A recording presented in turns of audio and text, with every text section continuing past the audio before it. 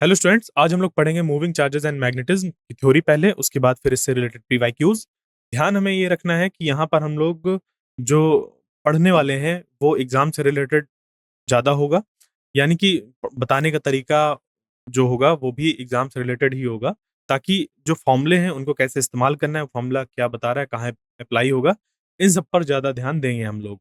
तो हो सकता है कि इस पे कोई एक छोटी सी चीज हो जो कि थ्योरी में मौजूद हो बट उसको कवर ना किया जाए, तो यहाँ पर कवर उस चीज को किया जाएगा जो इंपॉर्टेंट है इस आने वाले एग्जाम के लिए। एक छोटा सा disclaimer: the images, text, and other materials used in our presentations are for educational purposes only. We respect the intellectual property rights of the original creators and owners. If you are the owner and have any concerns or issues, please contact us at sathi@iitk.ac.in and we shall remove the same. तो देखिए इसका जो weightage है वो है 4.3% का, और हर साल इससे एक या दो क्वेश्चन आते हैं नीट पर। और अगर इसको हम लोग देखें तो जैसे 2023 पे 3 क्वेश्चन आए, और इसका जो लेवल था वो एवरेज से डिफिकल्ट की तरफ था। 2022 पे 3 थे, एवरेज थे। 2021 पर 4 क्वेश्चंस आए और इनका जो लेवल था वो एवरेज था। बाकी 20 पर 19 में इन सब में एक एक क्वेश्चन इससे पूछा गया। 2018 में भी इससे 2 क्वेश्चन पूछे गए थे। तो अगर हम एक इस पे एवरेज लेकर चलते हैं तो कहीं हमारा 2 से लेकर 3 क्वेश्चन के बीच में ऐसा एवरेज बैठता है कि हर साल लगभग 2 से 3 क्वेश्चन आ रहे हैं। बाकी इससे और थोड़ा कम भी है, क्योंकि यहाँ पर देख सकते हैं कि एक एक क्वेश्चन भी इससे पूछा गया है। तो इस पे वेरिएशन बहुत ज्यादा है। फिर भी ये जो टॉपिक है हमारा, वो जो क्वेश्चन है इस पे इजी भी बनते हैं, एवरेज भी बनते हैं, और डिफिकल्ट डिफिकल्ट एक ही बार पूछा गया है। बाकी सब इजी टू एवरेज क्वेश्चन थे हमारे। देखिए, तो ओरस्टेड ने नोटिस किया that a current in a straight wire caused a noticeable deflection in a near by magnetic compass needle. तो अगर एक स्ट्रेट करंट कैरिंग कंडक्टर था, उसके पास जो हमारा मैग्नेटिक कंपास निडल था, उसमें एक डिफ्लेक्शन मिल रहा था। He found that the alignment of the needle is tangential to an imaginary circle which has the straight wire as its center and its plane perpendicular to the wire. फिर उन्होंने ये जो wire थी, wire को ये मानते हुए कि एक सर्किल के सेंटर से पास हो रही है वो वायर, तो वो जो सर्किल है हमारा, उसके सरकमफ्रेंस में अगर हम एक कंपास निडल को रखें तो वो एक सर्किल को पूरे ट्रेस करेगा, ऐसा उन्होंने ऑब्जर्व किया था। फिर Oersted concluded that moving charges और current produced a magnetic field in the surrounding space. तो इस पे इंपॉर्टेंट क्या है, बाकी इनमें से बहुत ज्यादा इंपॉर्टेंट नहीं है। जो इंपॉर्टेंट इन दोनों पॉइंट से निकल कर आ रहा है वो ये है कि मूविंग चार्जेस और करंट प्रोड्यूस्ड अ मैग्नेटिक या produces a magnetic field in the surrounding space. तो एज अ आप फैक्ट इसको याद रखें, या इसको कॉन्सेप्ट की तरह याद रखें, कैसा भी याद रखें, याद रखें। क्योंकि अब जो समय है वो इतना समय नहीं है कि इसके पीछे क्या हुआ, कैसे चीज़ें निकल कर आई, उसको डिस्कस किया जाए। तो फॉर द टाइमिंग जो मैं चीज़ें आपको बता रहा हूँ, वो आपको समझना है, उनमें आपस में कनेक्शन बैठाना है कि हाँ, ये चीज़ें हैं। इस फिलहाल इस पे बहुत ज़्यादा ये नहीं सोचना है आपको कि कैसे आई, क्या हो रहा है। आपको ये करना है कि ये चीज़ें हैं, एक्जिस्ट करती हैं ऐसी चीज़ें, और इनको हम कैसे इस्तेमाल करें अपने जो क्वेश्चन्स हैं उनको सॉल्व करने के लिए। क्योंकि मैंने शुरुआत में ही बताया, अभी जो हमारा मोटिव है वो है एग्ज़ाम्स में क्वेश्चन को सॉल्व करना। बाकी जब कभी फिजिक्स पढ़नी होगी तो फिर वो अलग चीज़ है। वो अपने जब क्लास 12th के कोर्स वर्क होता है, 11th के कोर्स वर्क होता है, उसमें पढ़ते हैं, ठीक है? अब देखिए इस पे कुछ ऐसा था कि उन्होंने ये देखा कि अगर यहाँ से एक करंट कैरिंग वायर जो है वो पास हो रही है, और मैग्नेटिक फील्ड अगर हम ड्रॉ करने की कोशिश करें उसके चारों तरफ by using a magnetic compass needle, तो उसका ओरिएंटेशन कुछ ऐसा था। देखिए, ये जो डॉट है, वो डॉट रिप्रेजेंट करता है कि एक वेक्टर को, ठीक है? बेसिकली यहाँ पर हम इस्तेमाल करते हैं इस डॉट का, या ये जो क्रॉस होता है उसका, एक वेक्टर जैसे फॉर्मेशन को रिप्रेजेंट करने के लिए। यानी कि एग्ज़ैक्टली वेक्टर की बात नहीं हो रही है। बेसिकली यहाँ पर डायरेक्शन को रिप्रेजेंट करने के लिए इस्तेमाल हो रहा है कि अगर करंट जो है वो coming out of the plane of paper है, तो हम कहते हैं कि हम एक बनाएँगे पॉइंट, जिससे कि हम बता सकते हैं कि अगर एक वायर यहाँ पर पड़ी हो, स्ट्रेट करंट कैरिंग वायर, तो उससे हम ये कहें कि जो करंट है वो coming out of the plane of paper है। वहीं पर अगर यहाँ पर ऐसा क्रॉस बना दिया जाएगा और करंट की बात कही जाएगी कि इस जगह पर क्रॉस है और करंट को रिप्रेजेंट किया जा रहा है, तो इसका मीनिंग ये है कि यहाँ से जो करंट है वो into the plane of paper जा रहा है। वहीं पर इन दोनों सिंबल्स का, ये जो एक डॉट होता है और क्रॉस होता है, इन दोनों का सिंबल इन दोनों सिंबल का यूज़ हम लोग मैग्नेटिक फील्ड को रिप्रेजेंट करने के लिए भी करते हैं। जहाँ पर ये जो हमारा डॉट है, वो रिप्रेजेंट करता है एक ऐसी मैग्नेटिक फील्ड को जो coming out of the plane of paper हो। यानी कि किसी जगह पर इस तरीके से डॉट बने हुए हैं या सिंपल इस तरीके से ऐसे डॉट्स बने हुए हैं और कहा जा रहा है कि यहाँ पर मैग्नेटिक फील्ड मौजूद है। तो इसका मीनिंग ये हो जाएगा कि जो मैग्नेटिक फील्ड है वो coming out of the plane of paper है। पेपर से बाहर आ रहा है, वो भी परपेंडिकुलर डायरेक्शन पर। वहीं पर अगर ऐसे क्रॉस बनाकर कह दिया जाए कि यहाँ पर मैग्नेटिक फील्ड है, इस तरीके से, तो इसका मीनिंग ये होगा कि एक यूनिफॉर्म मैग्नेटिक फील्ड का रीजन है जहाँ पर कि magnetic field going into the plane of paper, अंदर की तरफ हो जा रही है। तो यहाँ पर जो रिप्रेजेंट किया जा रहा है वो एक करंट को रिप्रेजेंट किया जा रहा है। इस जगह पर करंट के फ्लो की जो डायरेक्शन है वो कैसी है कि coming out of the plane of paper. तो हम ये देख पा रहे हैं इसके चारों तरफ मैग्नेटिक फील्ड कुछ ऐसे होगी, तभी यहाँ पर जो हमारा मैग्नेटिक कंपास नीडल है इस तरीके से ओरिएंटेशन है कि इस तरफ ये जो डार्क वाला पोर्शन है वो नॉर्थ पोल को रिप्रेजेंट कर रहा है, इधर वाला साउथ पोल को। और जब जो हमारा करंट है वो going into the plane of paper है, यानी कि इस तरीके से क्रॉस बना हुआ है एक स्ट्रेट कंडक्टर की वजह से, तो उसके चारों तरफ कंसेंट्रिक सर्कल तो फॉर्म हो रहे हैं, बट जो कंपास निडल का डायरेक्शन था या ओरिएंटेशन था वो जस्ट अपोजिट हो गया। जैसे इस प्लेस पर अगर हम लोग देखें तो डार्कर वाला साइड इधर था, यानी कि नॉर्थ और साउथ इस तरीके से था। जबकि अब कैसा है कि नॉर्थ इस तरफ है, साउथ इस तरफ है। और इसी स्ट्रेट करंट कैरिंग कंडक्टर के चारों तरफ जो हमारी मैग्नेटिक फील्ड होती हैं, उनको अगर हम लोग आयरन फाइलिंग्स की हेल्प से रिप्रेजेंट करने की कोशिश करें, तो कंसेंट्रिक सर्कल्स इस तरीके से हम लोग को मिलते हैं। तो यानी कि यहाँ पर जो आपको याद रखना है कि एक स्ट्रेट करंट कैरिंग कंडक्टर की वजह से जो मैग्नेटिक फील्ड होती है, वो कुछ इस तरीके की होती है। यानी कि ये होते हैं हमारे मैग्नेटिक फील्ड का जो शेप है, वो कंसेंट्रिक सर्कल्स की तरह होता है, जहाँ पर कि उन सर्कल का सेंटर उस वायर से गुजरता है, ठीक है? अ करंट और a field emerging out of a plane of paper is depicted by dot, जैसा कि अभी आपको बताया। तो वो इलेक्ट्रिक करंट हो चाहे या मैग्नेटिक फील्ड हो या इलेक्ट्रिक फील्ड हो, उनको हम इस्तेमाल करते हैं अगर किसी चीज़ को रिप्रेजेंट करना है कि वो प्लेन ऑफ द पेपर से बाहर आ रहा है, तो डॉट का इस्तेमाल करते हैं। वो करंट हो सकता है, इलेक्ट्रिक फील्ड या मैग्नेटिक फील्ड कुछ भी हो सकती है। और अगर हमें ये रिप्रेजेंट करना है कि जो मैग्नेटिक फील्ड है या करंट है वो going into the plane of paper है, यानी कि परपेंडिकुलर डायरेक्शन पर अंदर जा रहा है, उसके लिए हम क्रॉस का इस्तेमाल करते हैं, इस तरीके के सिंबल का। अब है सोर्सेज एंड फील्ड्स। तो जैसे कि अगर हम इलेक्ट्रिक फील्ड की बात करें, तो इलेक्ट्रिक फील्ड का जो सोर्स होता है वो एक चार्ज होता है और इलेक्ट्रिक फील्ड हमें मिलती है। मान लीजिए कि किसी चार्ज से आर डिस्टेंस पर हम इलेक्ट्रिक फील्ड निकालना चाहते हैं, वो निकल कर आएगी E is equal to q by four pi epsilon not r square into r cap. जहां पर जो आर कैप है वो है unit vector along the r direction. अगर मान लीजिए कि उस पी पॉइंट पर जहां पर हम इलेक्ट्रिक फील्ड निकालने की कोशिश कर रहे हैं एक चार्ज क्यू की वजह से, मान लीजिए यहाँ पर एक कैपिटल चार्ज क्यू है और यहाँ पर एक पॉइंट पी है और इनके बीच हमने एक वेक्टर माना है आर कैप, आर वेक्टर है और आर कैप इस वेक्टर की डायरेक्शन पर यूनिट वेक्टर है, जो कि हमारा r cap divided by mod of r इस तरीके से डिफाइंड होता है। अगर यहाँ पर हम एक कोई दूसरा चार्ज स्मॉल क्यू रख दें, तो उस पे लगने वाला जो फोर्स होता है वो क्या हो जाता है? F is equal to q E, यानी कि q q r cap divided by four pi epsilon not r square. ये चीजें आपको पता है, आपने इनको पढ़ा होगा जब क्लास 12th का चैप्टर फर्स्ट आपने पढ़ा होगा, यानी कि जब हम कुलाम्स लॉ के बाद पढ़ते हैं electric field due to a point charge, और उसके बाद फिर अगर उस इलेक्ट्रिक फील्ड में किसी एक चार्ज को पुट किया जाए तो उस पर कितना फोर्स लगेगा, वो ऐसे निकालते हैं। तो दोनों चीज़ आपने पढ़ी हैं। आगे भी हम लोग जब इलेक्ट्रोस्टैटिक एंड कैपेसिटेंस वाला चैप्टर पढ़ेंगे, उस पे इन दोनों को पढ़ेंगे। बट फिलहाल मैं ये मानकर चल रहा हूँ कि आपने कम से कम एक बार तो इसको अपने क्लास 12th में पढ़ा ही होगा।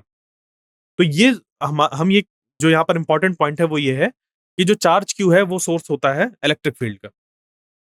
फिर अगर हम लोग देखें कि जैसे कि एक फील्ड है, एक या कई चार्जेस की वजह से।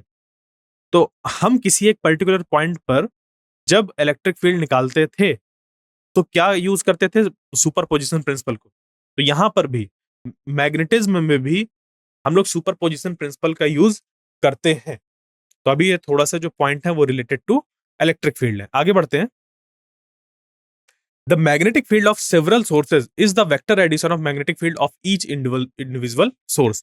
तो बिल्कुल जैसे हमारा इलेक्ट्रिक फील्ड सुपरपोजिशन प्रिंसिपल को फॉलो करता है, उसी तरीके से मैग्नेटिक फील्ड भी सुपरपोजिशन प्रिंसिपल को फॉलो करती है। क्यों? क्योंकि मैग्नेटिक फील्ड भी हमारी एक वेक्टर है, तो वो वेक्टर एडिशन को फॉलो करेगी और वही हमारा सुपरपोजिशन प्रिंसिपल है। तो just as static charge produces electric field, moving charges और current produces magnetic field denoted by B. तो जैसे रुके हुए चार्ज जब होते हैं, हमारे चार्जेस में जब कोई वेलोसिटी नहीं होती है, तो वो इलेक्ट्रिक फील्ड प्रोड्यूस करते हैं। उसी तरीके से जब चार्ज मूव करता है या जो करंट है, वो मैग्नेटिक फील्ड को प्रोड्यूस करता है। A point charge q in presence of both electric field E r and the magnetic field B r, इस पे जो फोर्स लगता है वो होता है F is equal to q E plus v cross B. तो देखिए, एक चार्ज है जो कि इलेक्ट्रिक फील्ड और मैग्नेटिक फील्ड वाले रीजन से पास हो रहा है विद वेलोसिटी v।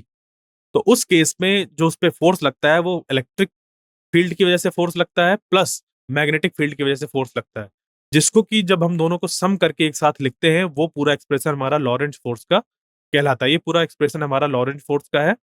अगर इस रीजन पर इलेक्ट्रिक और मैग्नेटिक फील्ड दोनों मौजूद है, तो जो टोटल फोर्स होगा वो हो जाएगा हमारा उस चार्ज पर जो कि v वेलोसिटी से मूव कर रहा है with some angle to the magnetic field, तो वो हो जाएगा q E r plus v cross b। और यहां पर जो QE है वो है इलेक्ट्रिक फोर्स और QV क्रॉस B जो है वो है मैग्नेटिक फोर्स। तो ये जो हमारा फोर्स है, देखिए ये पूरा होता है, पूरा एक्सप्रेशन ये लॉरेंट फोर्स का एक्सप्रेशन कहलाता है। तो it depends on QV and B। Force on a negative charge is opposite to that on a positive charge. अगर हम इस फोर्स को देखें, जैसे मैग्नेटिक फोर्स की बात करें, क्योंकि ज्यादातर डिस्कशन जो है हमारा यहाँ पर मैग्नेटिक फील्ड और जो मूविंग चार्जेस हैं उनसे रिलेटेड है। तो क्यू वी क्रॉस बी, ये हमारा फॉर्मूला है। एक चार्ज क्यू पर लगने वाला फोर्स जब वो मैग्नेटिक फील्ड बी से मूव करे विद वेलोसिटी v, तो ये फोर्स लगता है उस पे F is equal to q v cross B. यहां पर अगर हम लोग देखें कि जो ये फोर्स है हमारा मैग्नेटिक फोर्स, वो किस किस चीज पर डिपेंड कर रहा है, तो ये डिपेंड कर रहा है चार्ज के नेचर पर, क्योंकि फोर्स में होती है डायरेक्शन। ठीक है, फोर्स एक वेक्टर क्वांटिटी, उस पर डायरेक्शन है। चार्ज जो है, चार्ज में अगर नेगेटिव चार्ज हमने पुट कर दिया, यहाँ पर इस चार्ज के जगह पर हमने नेगेटिव चार्ज पुट कर दिया, तो अगर यहाँ पर हम पॉजिटिव चार्ज पुट करते हैं, दोनों की जो फोर्स की डायरेक्शन आएगी वो जस्ट अपोजिट निकल कर आएगी। तो वही है कि force on a negative charge is opposite to that on a positive charge. क्यों? क्योंकि माइनस साइन जो है वो रिप्रेजेंट करता है डायरेक्शन को इन केस ऑफ वेक्टर क्वांटिटी। बाकी v क्रॉस b से हमें फोर्स की जो डायरेक्शन है वो पता चलती है, जहां पर v है velocity of the charge particle. तो magnetic force F is equal to q v cross B includes a vector product of velocity and magnetic field.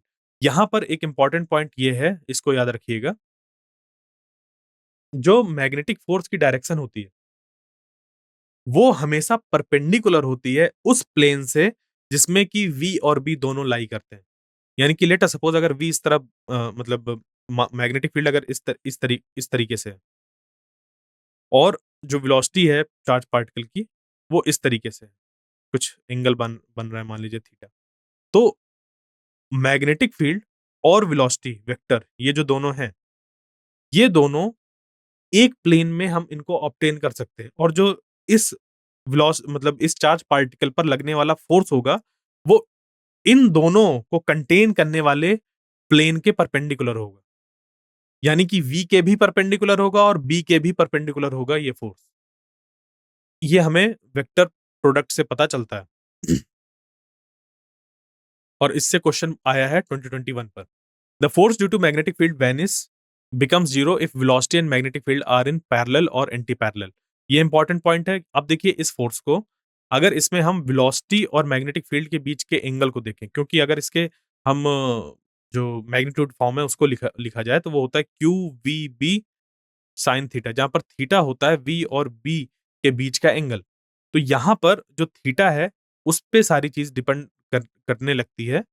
अब यहाँ पर अगर पैरेलल की बात की जाएगी, पैरेलल यानी कि वेलोसिटी और मैग्नेटिक फील्ड दोनों का जो डायरेक्शन है वो सेम है।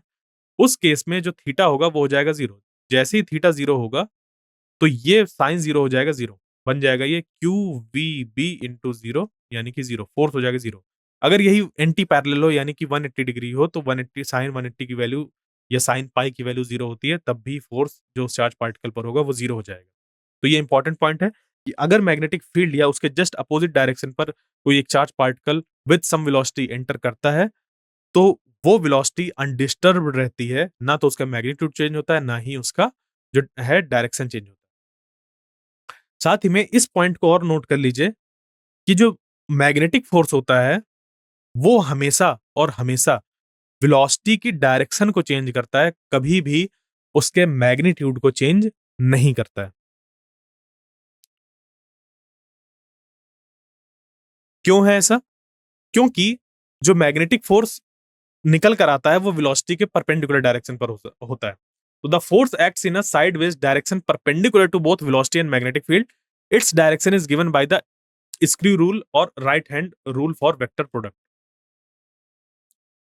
तो अगर हमें मान लीजिए कि v क्रॉस b बताना है और बताना है कि उसका जो डायरेक्शन है वो किधर होगा। देखिए मैंने v क्रॉस b बोला है तो v क्रॉस b एक क्वांटिटी को रिप्रेजेंट कर रहा है जो कि वेक्टर प्रोडक्ट है v और b का दोनों का, और इसके साथ जब हम चार्ज का मल्टीप्लाई करा देते हैं तो ये फोर्स के बराबर हो जाता है। तो अगर हम देखें तो फोर्स हमारा v क्रॉस b से जो हमारा वैल्यू है उस पे जब चार्ज का मल्टीप्लाई करेंगे तब फोर्स के बराबर आ जाएगा, और v क्रॉस b की हेल्प से हम निकाल लेते हैं फोर्स की डायरेक्शन। और v क्रॉस b से डायरेक्शन कैसे निकालते हैं उसको देखिए। जो अपना राइट हैंड है, ठीक है, या जो आपका राइट हैंड है उसको आप क्या करें, जैसे आपको v क्रॉस b निकालना है तो अपने पूरे पाम को स्ट्रेच करिए। आपने अपने पूरे पाम को स्ट्रेच किया और जो थंब है उसको पाम के एकदम ऐसे परपेंडिकुलर जैसा उसको रख दीजिए। आप पाम को एकदम जब स्ट्रेच करते हैं, ठीक है, एकदम स्ट्रेच करते हैं तो जो पोजीशन थंब एक्वायर करता है और जो पाम की फिंगर्स मतलब जो होती हैं वो एक्वायर करती हैं, उसी में आप उसको अपने पाम को रखिए। अब क्या करिए कि जो आपकी फिंगर्स हैं उसी स्ट्रेच्ड पोजीशन पर वी की डायरेक्शन पर पुट कर दीजिए।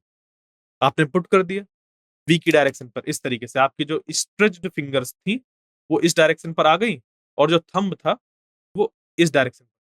अब क्या करें कि आपकी जो ये स्ट्रेच्ड फिंगर थी उनको आप कर्ल कर दीजिए, घुमा दीजिए in the direction of magnetic field, कि वी की तरफ से आपने अपनी उंगलियों को ऐसे घुमा के मैग्नेटिक फील्ड की डायरेक्शन तक ऐसे घुमा दिया। तो ये जो थंब है जिस डायरेक्शन पर अब ये पॉइंट आउट कर रहा है वही डायरेक्शन है किस चीज की, मैग्नेटिक फोर्स की। और यहां से भी आप वही चीज देख सकते हैं। ये जो हाथ है उसको वी की डायरेक्शन पर रखा गया है और वी की डायरेक्शन से फिर बी की डायरेक्शन पर मूव घुमा दिया गया। वी की डायरेक्शन पर पुट करके वी की डायरेक्शन पर घुमा दिया कि जो थंब है वो फोर्स की डायरेक्शन पर पॉइंट आउट कर रहा है।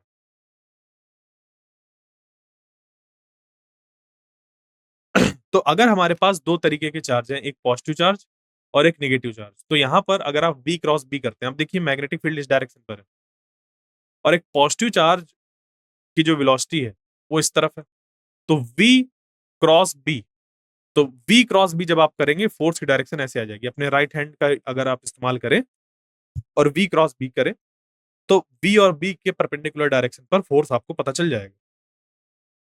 वहीं पर जब हम बात करते हैं कि नेगेटिव चार्ज की, तो नेगेटिव चार्ज के लिए आप क्या करेंगे, वी क्रॉस बी करेंगे तो फोर्स इधर आएगा, बट नेगेटिव साइन होने की वजह से ये फोर्स की डायरेक्शन इधर चेंज हो जाएगी।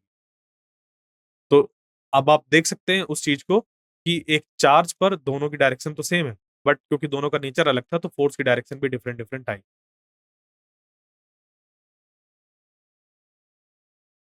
The magnetic force is zero if charge is not moving. अगर वेलोसिटी जीरो होती है, जैसे कि कहा गया, आपसे क्वेश्चन पूछ ले कि जो मैग्नेटिक फोर्स है वो किस चीज पर डिपेंड कर रहा है, तो आपको ज्यादा सोचना नहीं है, आपको इस फॉर्मूले को समझना है।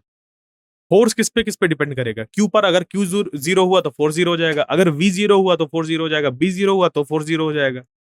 अगर सब कुछ है मतलब क्यू भी है, वी भी है और बी भी है, इसमें एक और चीज आती है, अगर इसको हम लिखें, वो आता है थीटा, यानी कि ये एंगल अगर 0 या 180 डिग्री हो गया तब भी फोर्स 0 हो जाता है।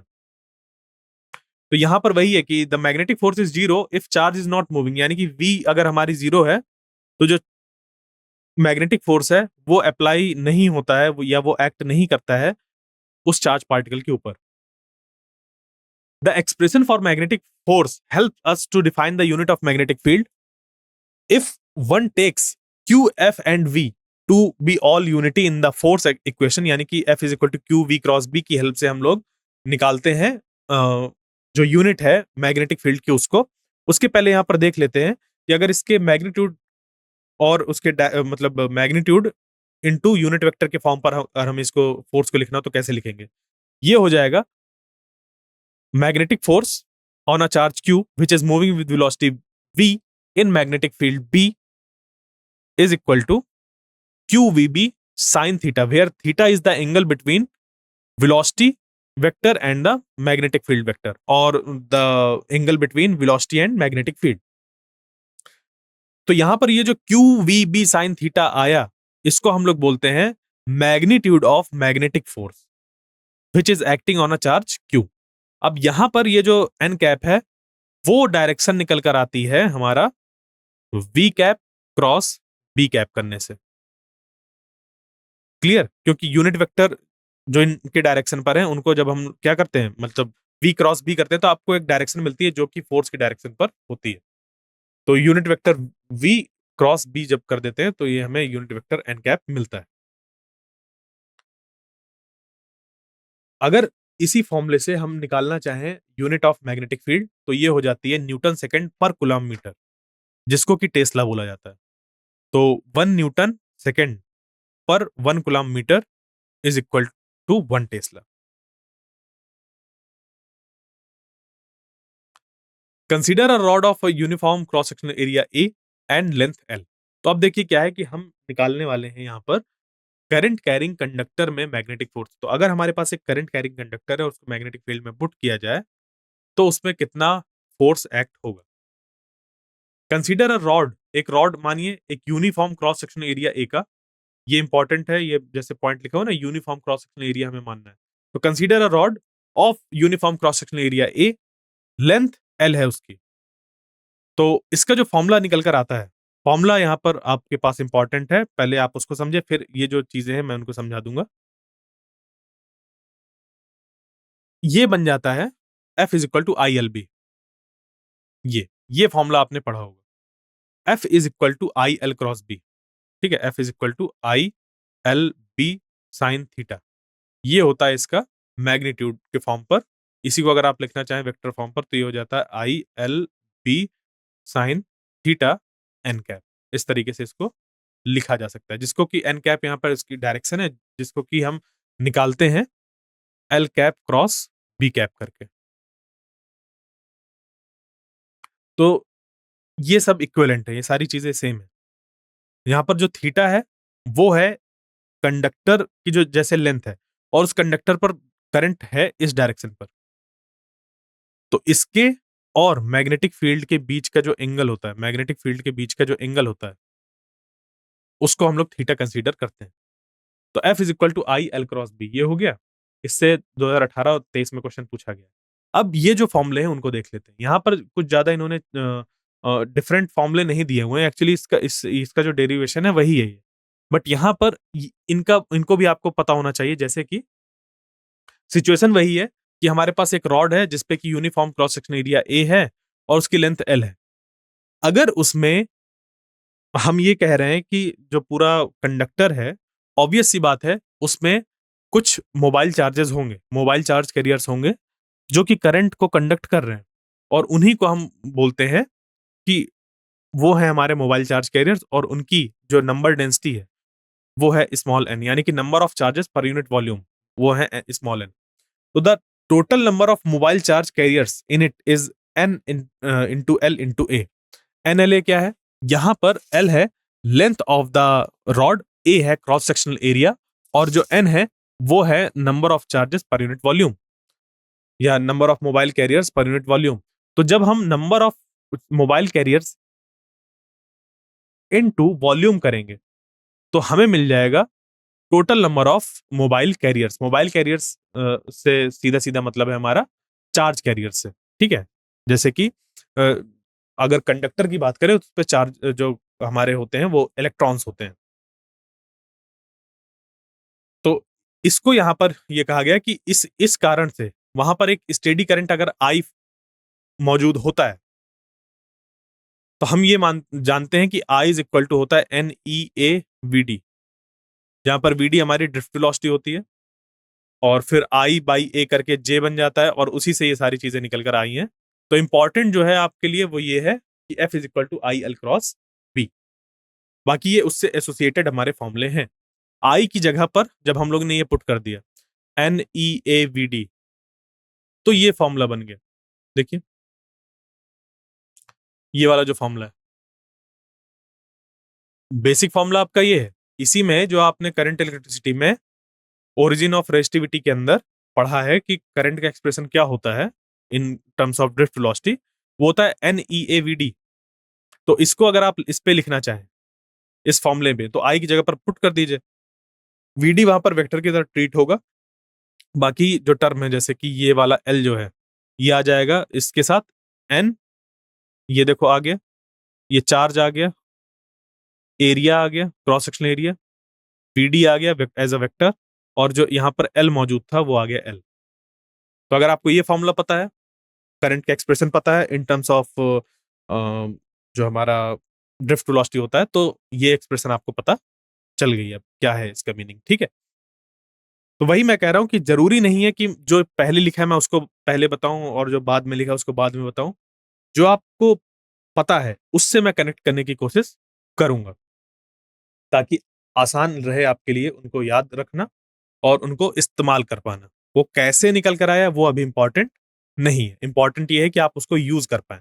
तो F is equal to IL×B ये फॉर्मूला होता है करंट कैरिंग कंडक्टर पे लगने वाले फोर्स को निकालने के लिए। अगर आपको आई का एक्सप्रेशन पता है तो आप उसको पुट करके ये एक्सप्रेशन निकाल सकते हैं।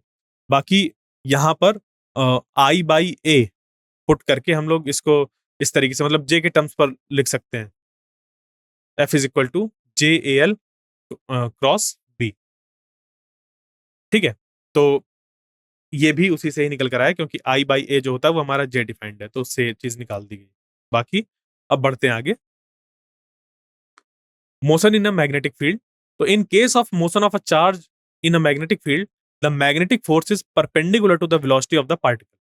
वेलोसिटी जो होती है पार्टिकल की उसके हमेशा परपेंडिकुलर डायरेक्शन पर ही मैग्नेटिक फोर्स होता है, जिसके कारण से अगर आप ध्यान दें कि अगर वेलोसिटी इस तरफ है तो डिस्प्लेसमेंट भी इस तरफ होगा, और डिस्प्लेसमेंट अगर इस तरफ होगा और फोर्स वेलोसिटी की डायरेक्शन के परपेंडिकुलर है, वेलोसिटी की डायरेक्शन इस तरफ थी, फोर्स की डायरेक्शन इस तरफ 90 डिग्रीज, तो वर्क डन कितना हो जाएगा? वर्क डन हमारा क्या होता है? FS cos theta.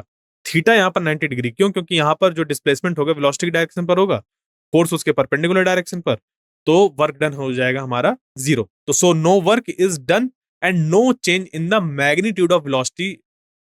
जो वेलोसिटी है उसके मैग्नीट्यूड में कोई फर्क नहीं पड़ता। उसके देखो वेलोसिटी चेंज होती है, समझिएगा, वेलोसिटी वेलोसिटी यानी कि वेक्टर क्वांटिटी। वेक्टर क्वांटिटी दो चीजों से चेंज हो सकती है, मैग्नीट्यूड और डायरेक्शन। तो मैग्नेटिक फोर्स सिर्फ और सिर्फ वेलोसिटी की डायरेक्शन को चेंज करता है, उसके मैग्नीट्यूड को चेंज नहीं करता है। और उस पे उसकी वजह से कोई वर्क भी नहीं होता, क्योंकि फोर्स की डायरेक्शन वेलोसिटी के परपेंडिकुलर होती है। ये बहुत इंपॉर्टेंट पॉइंट है, मैंने इसको कई बार शुरुआत से रिपीट किया है क्योंकि इंपॉर्टेंट पॉइंट है। अब देखिए motion of a charge particle in a uniform magnetic field, तो जो हमारा लॉरेंट फोर्स है उसी का ही हम लोग यहां पर इस्तेमाल करेंगे, और वो हो जाएगा F is equal to QV×B।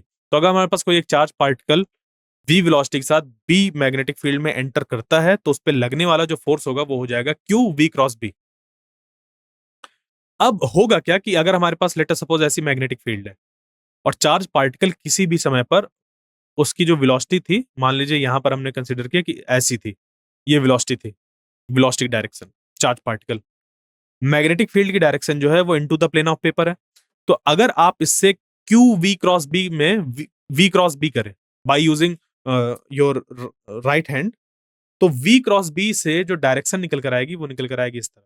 तो फोर्स की डायरेक्शन इधर हो गई। अब ये जो फोर्स है देखो वेलोसिटी के जस्ट परपेंडिकुलर है, तो ये करेगा क्या कि वेलोसिटी की डायरेक्शन को चेंज करेगा और ये कंटिन्यूअसली करता रहेगा और ये जो फोर्स है टुवर्ड्स द सेंटर ये एक्ट होगा, जो कि एक्ट करेगा एज अ सेंट्रिपिटल फोर्स, यानी कि ये जो फोर्स है इसको हम लोग बराबर कर देंगे सेंट्रिपिटल फोर्स के, जिससे कि हमें आगे के जो एक्सप्रेशंस होते हैं वो पता चल जाते हैं। तो यहाँ पर जो इंपॉर्टेंट कॉन्सेप्ट है वो ये है, अगर आपको कुछ चीजें भूलती हैं तो यहाँ से आप याद रखें क्योंकि ये इंपॉर्टेंट है कि कभी भी जब कोई एक charge particle uniform magnetic field में आता है, यूनिफॉर्म मैग्नेटिक फील्ड देखिए, यूनिफॉर्म मैग्नेटिक फील्ड में जब आता है तो उसमें लगने वाला फोर्स वेलोसिटी के परपेंडिकुलर डायरेक्शन पर होता है। और मतलब कि अगर फोर्स लग रहा है, अगर मैग्नेटिक फोर्स लग रहा है तो वेलोसिटी के परपेंडिकुलर डायरेक्शन पर होगा और वेलोसिटी के परपेंडिकुलर डायरेक्शन में वो हमेशा बना रहता है, जिसके कारण से ये फोर्स एक्ट होता है टुवर्ड्स द सेंटर और इस वेलोसिटी की डायरेक्शन को कंटीन्यूअसली चेंज करता है, जो कि एक यूनिफॉर्म सर्कुलर मोशन को जन्म देता है। तो if velocity has a component along B, अगर मान लेते हैं कि वेलोसिटी की कुछ कंपोनेंट हमारी बी के अलोंग भी थी, यानी कि मैग्नेटिक फील्ड अगर इस तरीके से है और वेलोसिटी की डायरेक्शन ऐसे है, तो देखो वेलोसिटी के 2 कंपोनेंट हो जाएँगे, एक v cos थीटा जिसको कि v पैरेलल बोल सकते हैं और एक हो जाएगा v sin थीटा जो कि परपेंडिकुलर कंपोनेंट होगा। और ये जो पैरेलल कंपोनेंट है वो है देखो मैग्नेटिक फील्ड की डायरेक्शन पर। और जब मैग्नेटिक फील्ड की डायरेक्शन पर चार्ज की वेलोसिटी होती है, तो ये जो पैरेलल वाला कंपोनेंट होता है, मैग्नेटिक फील्ड का उस पे कोई इफेक्ट नहीं आता है। या एंटी पैरेलल हो मैग्नेटिक फील्ड के, एंटी पैरेलल हो यानी कि जस्ट अपोजिट डायरेक्शन पर हो, तब भी कोई फ़र्क नहीं पड़ता है उस डायरेक्शन की वेलोसिटी पे। यानी कि ये देखो एक तरीके का पूरा जो हमारा मोशन है, वो हमने 2 सेपरेट डायमेंशन पे उनको सेपरेट कर लिया। एक इस तरफ along the direction of magnetic field और एक उसके परपेंडिकुलर डायरेक्शन पर। तो जो वेलोसिटी हमारी मैग्नेटिक फील्ड की डायरेक्शन पर आई है, वो चेंज नहीं होती है। इस वेलोसिटी के साथ v cos थीटा वेलोसिटी के साथ या v पैरेलल वेलोसिटी के साथ ये जो चार्ज पार्टिकल है वो आगे बढ़ता रहता है इस तरफ। और बाकी जो v sin थीटा वाली होती है इसके परपेंडिकुलर डायरेक्शन पर एक फोर्स एक्ट होता है। देखो अब v क्रॉस b अगर आप निकालें, यहां से v क्रॉस b निकालिए। v क्रॉस b अगर आप निकालेंगे तो कैसे निकल कर आएगा? अगर मैग्नेटिक फील्ड इस तरफ थी, वेलोसिटी इस तरफ थी, तो v क्रॉस b हो जाएगा एक ऐसा फोर्स जो कि होगा हमारा going into the plane of paper. Plane of paper पर यहाँ इस पॉइंट पर अंदर जा रहा होगा। तो जब इस पॉइंट पर ये प्लेन ऑफ पेपर पर अंदर जा रहा है, अंदर तरफ जा रहा है, तो हम ये कह सकते हैं कि उस तरीके की सिचुएशन उस पे कंटीन्यूअसली बनी रहेगी। क्योंकि उस फोर्स के लगने की वजह से जो ये वेलोसिटी v sin थीटा है, उसका डायरेक्शन चेंज हो जाएगा, उसका डायरेक्शन ऐसे हो जाएगा। फिर से उस पे फोर्स लगेगा, उसकी डायरेक्शन ऐसे हो जाएगा, फिर फोर्स लगेगा, ऐसा हो जाएगा और इस तरह करते-करते वो घूमेगा भी तो ऐसे एक सर्कल कंप्लीट करेगा बट क्योंकि ये इसके पास पैरेलल डायरेक्शन पर भी वेलोसिटी है तो ये आगे ऐसे घूमेगा और ये हेलिक्स फॉर्म कर लेगा इस तरीके का और ये आगे बढ़ता जाएगा हेलिकल मोशन की वजह से, मतलब सर्कुलर और लीनियर मोशन के कॉम्बिनेशन की वजह से वो एक हेलिकल मोशन को परफॉर्म करेगा। तो if velocity has a component, तो देखिए ये कंडीशन है कि अगर वेलोसिटी का एक कंपोनेंट मैग्नेटिक फील्ड के अलोंग है, तो ये कंपोनेंट जो होता है उसमें किसी भी तरीके का कोई फर्क नहीं पड़ता, यानी कि मैग्नेटिक फोर्स उस पे लगता नहीं है। तो magnetic field will not be affected by the so the जो इसका मोशन है along the magnetic field will not be affected by the magnetic field. ठीक है, इस चार्ज पार्टिकल का जो मोशन है अलोंग द मैग्नेटिक फील्ड वो अफेक्ट नहीं होता है मैग्नेटिक फील्ड की वजह से। The motion in a plane perpendicular to B is as before a circular one. और जो बी के मतलब मैग्नेटिक फील्ड के परपेंडिकुलर डायरेक्शन पर वेलोसिटी का कंपोनेंट था उसकी वजह से वो सर्कुलर मोशन परफॉर्म करने की कोशिश करेगा। बट जो मैग्नेटिक फील्ड की डायरेक्शन वाला कंपोनेंट है वो उसको आगे बढ़ाने की कोशिश करेगा तो ऐसे हेलिक्स फॉर्म हो जाएगा। ठीक है, कुछ इस तरीके का हेलिकल मोशन आगे होगा। तो यहां पर अगर हम लोग देखें इस जगह पर ये चार्ज पार्टिकल जब ऐसे ऐसे आगे मूव करता हुआ आगे बढ़ रहा है तो मैग्नेटिक फील्ड की डायरेक्शन पर जो वेलोसिटी है वी पैरेलल उसके कारण से एक डिस्प्लेसमेंट आ रहा है, लीनियर डिस्प्लेसमेंट। एक सर्कल के कंप्लीट होने पर ये जो चीज़ है वो आगे बढ़ जा रही है, यहाँ पर आ जा रही है, यानी कि यहाँ से यहाँ तक ये आगे बढ़ जा रहा है। उसी तरीके से यहाँ से ये घूम के जब मतलब और आगे जा जा रहा है, तो फिर से इधर ये ऐसे डिस्प्लेस हो रहा है यहाँ से यहाँ तक ना, फिर इधर डिस्प्लेस हो रहा है। तो इस चीज़ को हम लोग बोलते हैं पिच, ठीक है? अभी तो पिच निकालेंगे हम लोग कि पिच कैसे निकालते हैं। बेसिकली यही है कि जो पैरेलल कंपोनेंट है इनटू टाइम पीरियड कर देते हैं। तो आखिर ये टाइम पीरियड क्या है? टाइम पीरियड क्या है कि जब ये एक सर्कल कंप्लीट करता है ऐसे, तो उतनी देर में ही वो आगे भी बढ़ा होता है। तो हम लोग सर्कुलर मोशन से टाइम पीरियड निकालते हैं, उसका v पैरेलल पर मल्टीप्लाई कर देते हैं और ये पिच के बराबर आ जाता है। यानी कि जो अब हमारा पूरा काम है वो टाइम पीरियड को निकालने पर जाएगा। टाइम पीरियड कैसे निकालेंगे? तो याद करिए यहाँ पर सर्कुलर मोशन हो क्यों रहा है? सर्कुलर मोशन इस वजह से हो रहा है कि या किसी भी पॉइंट पर जैसे कि वेलोसिटी ऐसे थी, कुछ इस तरीके से आ रही थी वेलोसिटी, तो इस डायरेक्शन पर है उसका parallel component, parallel to the magnetic field, और ये परपेंडिकुलर कंपोनेंट। इसके कारण से एक फोर्स लग रहा है जो कि अ, मैग्नेटिक फील्ड और इस परपेंडिकुलर कंपोनेंट के परपेंडिकुलर है। तो v क्रॉस b जब हम लोग निकाल रहे हैं तो ये कुछ ऐसा है, इस मतलब कि एक ये जो सर्कल ऐसे फॉर्म हो रहा है, इस सर्कल के सेंटर की तरफ वो फोर्स एक्ट हो रहा है। और इस तरीके में जब हमारे पास एक यूनिफॉर्म मैग्नेटिक फील्ड होती है, तो जो सर्कल कंप्लीट कर रहा होता है हमारा चार्ज पार्टिकल, वो मोशन भी एक यूनिफॉर्म सर्कुलर मोशन होता है। और यूनिफॉर्म सर्कुलर मोशन में सिर्फ और सिर्फ एक ही तरीके का फोर्स एक्ट होता है टुवर्ड्स द सेंटर, और वो होता है हमारा सेंट्रिपिटल फोर्स। तो यहां पर अब आपको क्या याद रखना है कि कभी भी जब motion in a magnetic field की बात आएगी, यानी कि motion of a charge particle in magnetic field, तो परपेंडिकुलर कंपोनेंट जो था वेलोसिटी, उसकी वजह से यहां पर सर्कुलर मोशन होगा, और उस सर्कुलर मोशन के होने के लिए सेंट्रिपिटल फोर्स की जरूरत है। तो ये सेंट्रिपिटल फोर्स का एक्सप्रेशन है, और ये है जो फोर्स लग रहा है सेंटर की तरफ, क्यू वी वी बी। तो m v square by r equal to q v B. एक वी से वी कैंसिल आउट हो जाएगा, बचेगा हमारे पास m we by r is equal to Q B. तो यहां से आप आर बराबर निकाल सकते हैं m we by Q B. ये क्या है? Radius of circular path. या इस हेलिकल मोशन में ये जो हेलिक्स फॉर्म हो रहा है, उस पे अगर सर्कुलर पार्ट के रेडियस की बात करी जाए, तो वो भी इतना ही होगा हमारा, R is equal to M we by Q B. But यहां पर आपको ध्यान ये रखना है कि ये जो वी है, वो जनरल फॉर्म इसका जो और होता है वो होता है हमारा कि R is equal to M V perpendicular by Q B. क्योंकि परपेंडिकुलर की वजह से सर्कुलर मोशन होता है और उसी से रेडियस निकल कर आता है।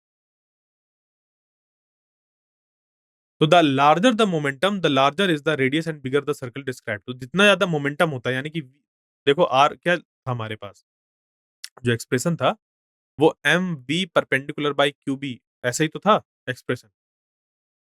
ये तो एक्सप्रेशन था। तो जितना ज्यादा ये देखो, ये मोमेंटम हम लिख सकते हैं इसको, तो जितना ज्यादा मोमेंटम होगा, अगर पार्टिकल का चार्ज फिक्स है, मैग्नेटिक फील्ड फिक्स है, वो कांस्टेंट है, तो जितना ज्यादा चार्ज पार्टिकल का मोमेंटम होगा उतना ज्यादा उसका रेडियस होगा घूमने का।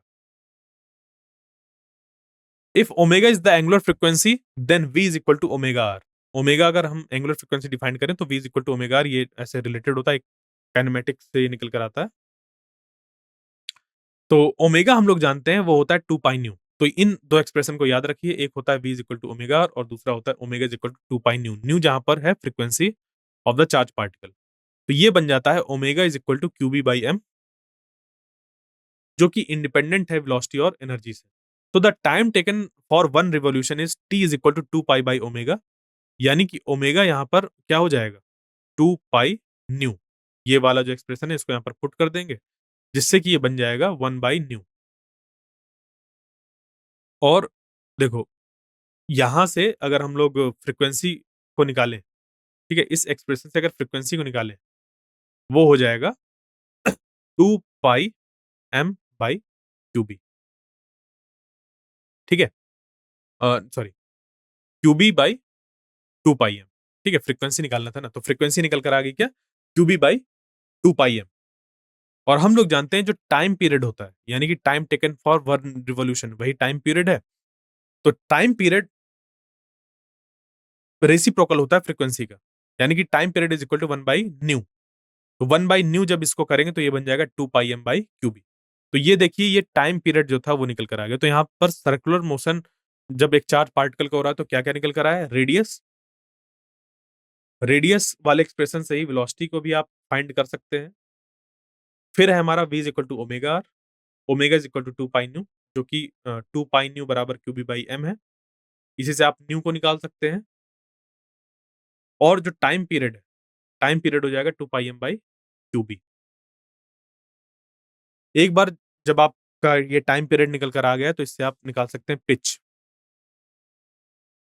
पिच बराबर हो जाए, पिच क्या होगा? The distance moved along the magnetic field. Magnetic field की डायरेक्शन पर जो डिस्टेंस कवर करता है चार्ज पार्टिकल एक रोटेशन करने पर, वो कहलाता है पिच। यानी कि सर्कुलर मोशन तो कर रहा है बट मैग्नेटिक फील्ड की डायरेक्शन पर भी एक वेलोसिटी है, तो उसके कारण ये ऐसा कुछ आगे बढ़ता है। तो ये जो डिस्प्लेसमेंट होता है हमारा, वो कहलाता है पिच, और ये बराबर होता है v पैरेलल, यानी कि the component of velocity parallel to the magnetic field into the time period, because the time which it takes to come from this to this is the time taken by the charge particle to complete its one revolution. So we get pitch is equal to v parallel into time period, and the expression becomes 2 pi m v parallel by qb.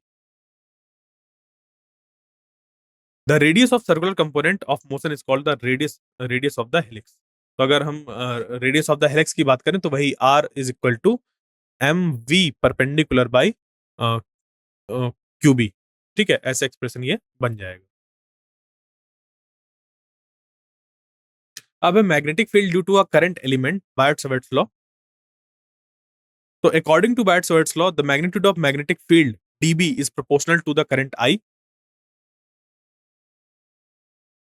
the element length mod of dl, and inversely proportional to the square of the distance r. और इसकी जो direction होती है वो perpendicular होती है plane containing dl and r। तो अगर इसको वेक्टर नोटेशन पर लिखें हम, तो बायट-सवर्ट लॉ बन जाता है dB is proportional to I dl cross r divided by r cube. और जब प्रोपोर्शनलिटी हटती है तो इक्वल और कांस्टेंट आता है, जिस जो कि यहाँ पर है म्यू नॉट बाई 4 पाई। और इससे क्वेश्चन आया था 2022 पर। तो मैग्नेटिक फील्ड को अगर आप देखें, वो है डीएल क्रॉस आर के प्रोपोर्शनल। तो डीएल क्रॉस आर के प्रोपोर्शनल होने का मतलब ये है कि जो मैग्नेटिक फील्ड होगी वो उस प्लेन के परपेंडिकुलर होगी जिसपे कि डीएल और आर दोनों लाई करेंगे। यानी कि यहां पर भी हमारा जैसे कि v क्रॉस b था ना, वैसा ही कुछ यहां पर भी हमें right hand vector product rule का यूज करना पड़ेगा मैग्नेटिक फील्ड की डायरेक्शन को फाइंड करने के लिए। यहां पर mu naught by 4 pi constant of proportionality है। और ये जो एक्सप्रेशन है हमारा, जब हमारा कैसा मीडियम हो, वैक्यूम हो, तब के लिए होल्ड करता है। अगर कोई मीडियम दे रखा है रिलेटिव परमेबिलिटी म्यू आर का, तो इस म्यू नॉट के साथ म्यू आर का मल्टीप्लाई हो जाता है, बाकी पूरा फॉर्मूला सेम रहता है। अगर इसको मैग्नीट्यूड के टर्म्स पर हम लिखें तो मैग्नीट्यूड ऑफ मैग्नेटिक फील्ड बराबर होता है mu naught by 4 pi I D L sine theta by R square. यानी कि अगर हमारे पास कोई वायर ऐसी थी, उस पे एक करंट एलिमेंट आईडीएल ऐसे था, और हम इस पी पॉइंट पर मैग्नेटिक फील्ड देख रहे हैं, तो देखिए डीएल और आर, इन दोनों को कैरी करने वाला जो प्लेन है, उन दोनों की परपेंडिकुलर मैग्नेटिक फील्ड होती है। यानी कि हम कह सकते हैं कि इन दोनों को कैरी करने वाले प्लेन के परपेंडिकुलर मैग्नेटिक फील्ड होगी। तो यहां पर ये जो थीटा है वो क्या है? इस आइडियल और आर के बीच का एंगल होता है थीटा। आइडियल को हम लोग बोलते हैं करंट एलिमेंट। तो इस छोटे से करंट एलिमेंट की वजह से इस पी पॉइंट पर जो मैग्नेटिक फील्ड है वो going into the plane of paper है। यानी कि आप वेक्टर प्रोडक्ट रूल का अगर इस्तेमाल करें, उससे आपको पता चल जाएगा कि जो आपका थंब होगा वो into the plane of paper point out करेगा। आप निकाल सकते हैं। आप अपने जो स्ट्रेच्ड पाम है उसकी फिंगर्स को पुट करें आइडियल की डायरेक्शन पर, फिर आर की डायरेक्शन पर जैसे ही आप घुमाएंगे तो into the plane of paper जाएगा इस जगह पर हमारा थंब, जो कि मैग्नेटिक फील्ड की डायरेक्शन को रिप्रेजेंट कर रहा है। तो mod of dB is equal to mu naught by 4 pi ideal sine theta by R square. यहाँ पर देखिए ये हमारा बायट-सवर्ट लॉ का इलस्ट्रेशन था, और यहाँ पर सारी चीजें मैंने बता दी। आगे बढ़ते हैं। The proportionality constant in SI unit has exact value 10⁻⁷ tesla metre per ampere. ये म्यू नॉट बाई 4/7 की वैल्यू है SI यूनिट्स पर। म्यू नॉट को हम बोलते हैं परमिबिलिटी ऑफ फ्री स्पेस या परमिबिलिटी ऑफ वैक्यूम।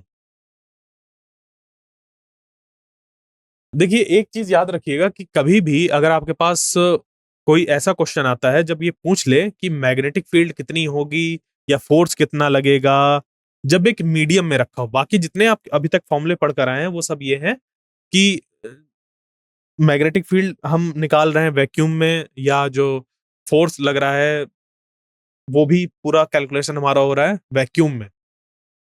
अगर ये कह दे कि म्यू आर रिलेटिव परमेबिलिटी है किसी गिवन मीडियम की, तो आपको हमेशा म्यू नॉट के साथ म्यू आर का मल्टीप्लाई करना है और सारे फॉर्मूले सेम रहेंगे,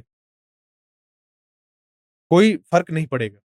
बिल्कुल उसी तरीके से जैसे कि उस पे इलेक्ट्रोस्टैटिक्स के केस में जब आपको एक मीडियम के डाइलेक्ट्रिक कांस्टेंट का प्रोवाइड कर दिया जाता था, तो आप एप्सिलॉन नॉट के साथ के का मल्टीप्लाई कर देते हैं और सारे फॉर्मूले वैसे ही रहते हैं। अब देखिए कुछ सिमिलैरिटीज हैं कुलाम्स लॉ और बायट-सावर्ट लॉ के बीच में। दोनों ही लॉन्ग रेंज हैं since both depend inversely on the square of distance from the source to the point of interest. यानी कि जिस पॉइंट पर हमें फोर्स निकालना होता है कुलाम्स लॉ की हेल्प से, या कह लीजिए कि किसी एक चार्ज की वजह से जब हम लोग इलेक्ट्रिक फील्ड निकालते हैं, उसका एक्सप्रेशन निकालते हैं, और मैग्नेटिक फील्ड निकाल रहे हैं बायट-सावर्ट लॉ का यूज करके, तो दोनों में ही हमें ये मिल रहा है कि मैग्नेटिक फील्ड या जो इलेक्ट्रिक फील्ड वाला होता है वो डिपेंड करता है inversely to the square of distance from the source to the point of interest, यानी कि जहां पर हमें निकालना है मैग्नेटिक फील्ड या इलेक्ट्रिक फील्ड। दोनों ही सुपर पोजिशन प्रिंसिपल को फॉलो करते हैं क्योंकि दोनों वेक्टर हैं। The electrostatic field is produced by a scalar source. Charge हमारा एक स्केलर सोर्स है जिसको कि हम लोग इलेक्ट्रिक चार्ज बोलते हैं, वहीं पर जो मैग्नेटिक फील्ड है वो प्रोड्यूस होती है वेक्टर सोर्स की वजह से, आइडियल करंट एलिमेंट जिसे बोलते हैं। करंट की खुद की डायरेक्शन नहीं होती, बट हम उसके डीएल को इस्तेमाल करते हुए जो डायरेक्शन है वो ऐसी बताते हैं कि जिस डायरेक्शन पर करंट फ्लो हो रहा है उसी डायरेक्शन पर आइडियल की डायरेक्शन है। The electrostatic field is along the displacement vector joining the source and the field point. The magnetic field is perpendicular to the plane containing the displacement vector R and the current element ideal. Relation between epsilon naught mu naught अगर हम लोग देखें, जैसे epsilon naught होता है electrical permittivity of free space और mu naught होता है magnetic permeability of free space, तो ये आपस में रिलेटेड होते हैं कुछ इस तरीके से कि epsilon naught mu naught is equal to 1/c²। फिर है magnetic field on the axis of a circular current loop. तो अगर हमारे पास कोई एक सर्कुलर करंट लूप है कुछ इस तरीके का, और इसमें हमें निकालना है magnetic field on its axis at a point P which is eight a distance x from the centre of the this circular current loop, तो हम यहाँ पर एक चूज करते हैं करंट एलिमेंट आइडियल, और इसकी वजह से यहाँ पर मैग्नेटिक फील्ड निकालते हैं जो कि इधर होती है। इसके फिर दो कंपोनेंट्स ब्रेक करते हैं, एक इस तरफ एक इस तरफ, और इसी के सिमिलर एक हम मानते हैं कि क्योंकि ये पूरा सिमेट्रिकल है हमारा सर्कुलर करंट लूप, तो नीचे भी एक मौजूद होगा आइडियल, जिसकी वजह से मैग्नेटिक फील्ड जो होगी वो इस डायरेक्शन पर होगी, इसके दो कंपोनेंट्स ब्रेक होंगे ऐसे ऐसे, तो ये वाला कंपोनेंट जो है परपेंडिकुलर वाला एक दूसरे को कैंसिल आउट कर देता है, जिसके कारण से वो सब अब इस तरीके के हमारे पास सारे बहुत ढेर सारे पेयर्स फॉर्म होंगे ड्यू टू सिमेट्री। सिर्फ और सिर्फ हमारे जो डीबीएक्स वाले कंपोनेंट हैं वो सब भी ऐड अप हो जाते हैं, और ऐसा होने के बाद हमारे पास एक फॉर्मूला निकल कर आता है, और वो जो फॉर्मूला है वो कुछ इस तरीके का फॉर्म है उसका कि B is equal to B X I, यानी कि इस पॉइंट पर जो मैग्नेटिक फील्ड आती है इस सर्कुलर करंट लूप की वजह से वो सिर्फ और सिर्फ एक्स डायरेक्शन पर होती है, क्योंकि बाकी डायरेक्शन पर जो इसके परपेंडिकुलर डायरेक्शन पर मैग्नेटिक फील्ड थी वो due to symmetry cancel out हो गई है। तो हमें मिलता है B is equal to B X I cap equal to mu naught I capital R square divided by 2 into X square plus R square to the power 3/2 I cap. यहां पर देखिए जो आई है वो क्या है, आई है इस सर्कुलर करंट लूप में फ्लो होने वाला करंट, कैपिटल आर है रेडियस, जो एक्स है वो है इस सर्कुलर लूप के सेंटर से उस पॉइंट की डिस्टेंस जहां पर हमें मैग्नेटिक फील्ड निकालनी है। अगर इसी फॉर्मूले को हम इसलिए इस्तेमाल करें कि इस सर्कुलर करंट लूप के सेंटर पर मैग्नेटिक फील्ड क्या होगी, तो कैसे निकलेगी? एक्स की जगह पर आपको जीरो पुट करना होगा। ये जो एक्स है इसकी जगह पर आपको जीरो पुट करना पड़ेगा। तो जब आप जीरो पुट करेंगे तो ये पॉइंट आपका यहां पर शिफ्ट हो जाएगा, यानी कि ऐसा आपको दिखाई नहीं देगा। बट ये जो पूरा कंस्ट्रक्शन है ये खत्म हो जाएगा सिर्फ और सिर्फ आपको ये पता रहेगा कि अब ये जो पॉइंट आपने कंसीडर किया है वो इस जगह पर है। क्यों? क्योंकि ये एक्स की वैल्यू हो गई जीरो। जब एक्स की वैल्यू जीरो हो गई है तो ये जो हमारी यहाँ इस पॉइंट पर मैग्नेटिक फील्ड होगी वो इस डायरेक्शन पर हो जाएगी, एक्स डायरेक्शन पर ही निकल कर आएगी हमेशा। वहां पर एक्सप्रेशन कैसे निकालेंगे हम? एक्स की जगह पर जीरो पुट कर दीजिए। तो जब एक्स की जगह पर जीरो पुट करेंगे तो ये हो जाएगा mu naught I R square divided by two R square to the power three by two. इससे क्या हो जाएगा? Mu naught I capital R square divided by two R cube. R square से एक मतलब आर स्क्वायर कैंसिल आउट, बचा सिर्फ R, तो mu naught I by two are.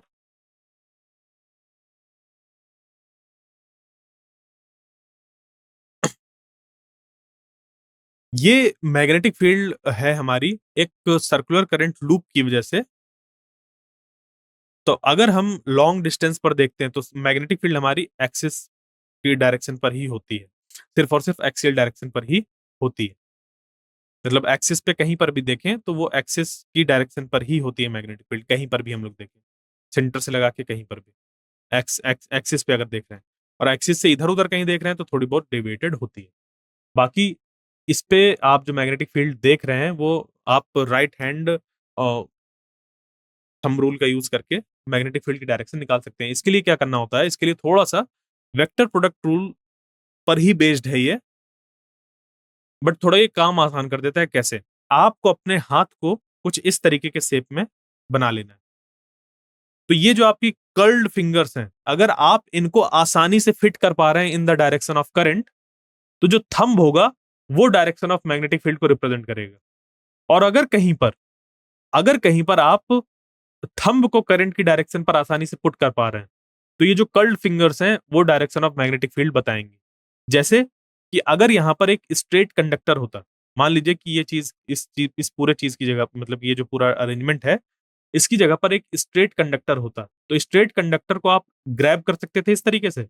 Straight conductor जिसपे कि करंट आई फ्लो कर रहा हो, तो उसकी वजह से जो मैग्नेटिक फील्ड है वो कर्ल्ड फिंगर्स हमें बता रहे हैं कुछ ऐसी होती मैग्नेटिक फील्ड।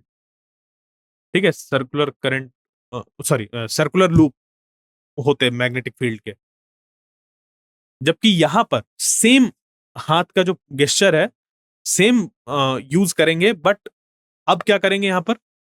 ये जो लूप है वो सर्कुलेटिंग करंट लूप है, तो हम लूप की डायरेक्शन में आसानी से जो अपनी कर्ल्ड फिंगर्स है उनको पुट कर सकते हैं। तो हमने जो ये करंट की डायरेक्शन थी उसकी डायरेक्शन पर पुट कर लिया ये जो कर्ल्ड फिंगर्स थी, तो ये जो थंब की डायरेक्शन थी वो बताने लगी मैग्नेटिक फील्ड की direction.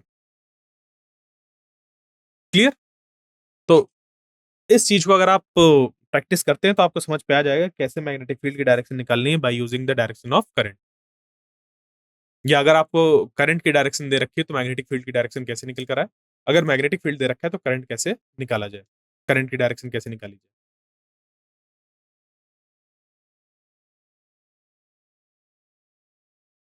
It gives another method to calculate magnetic field due to a given current distribution,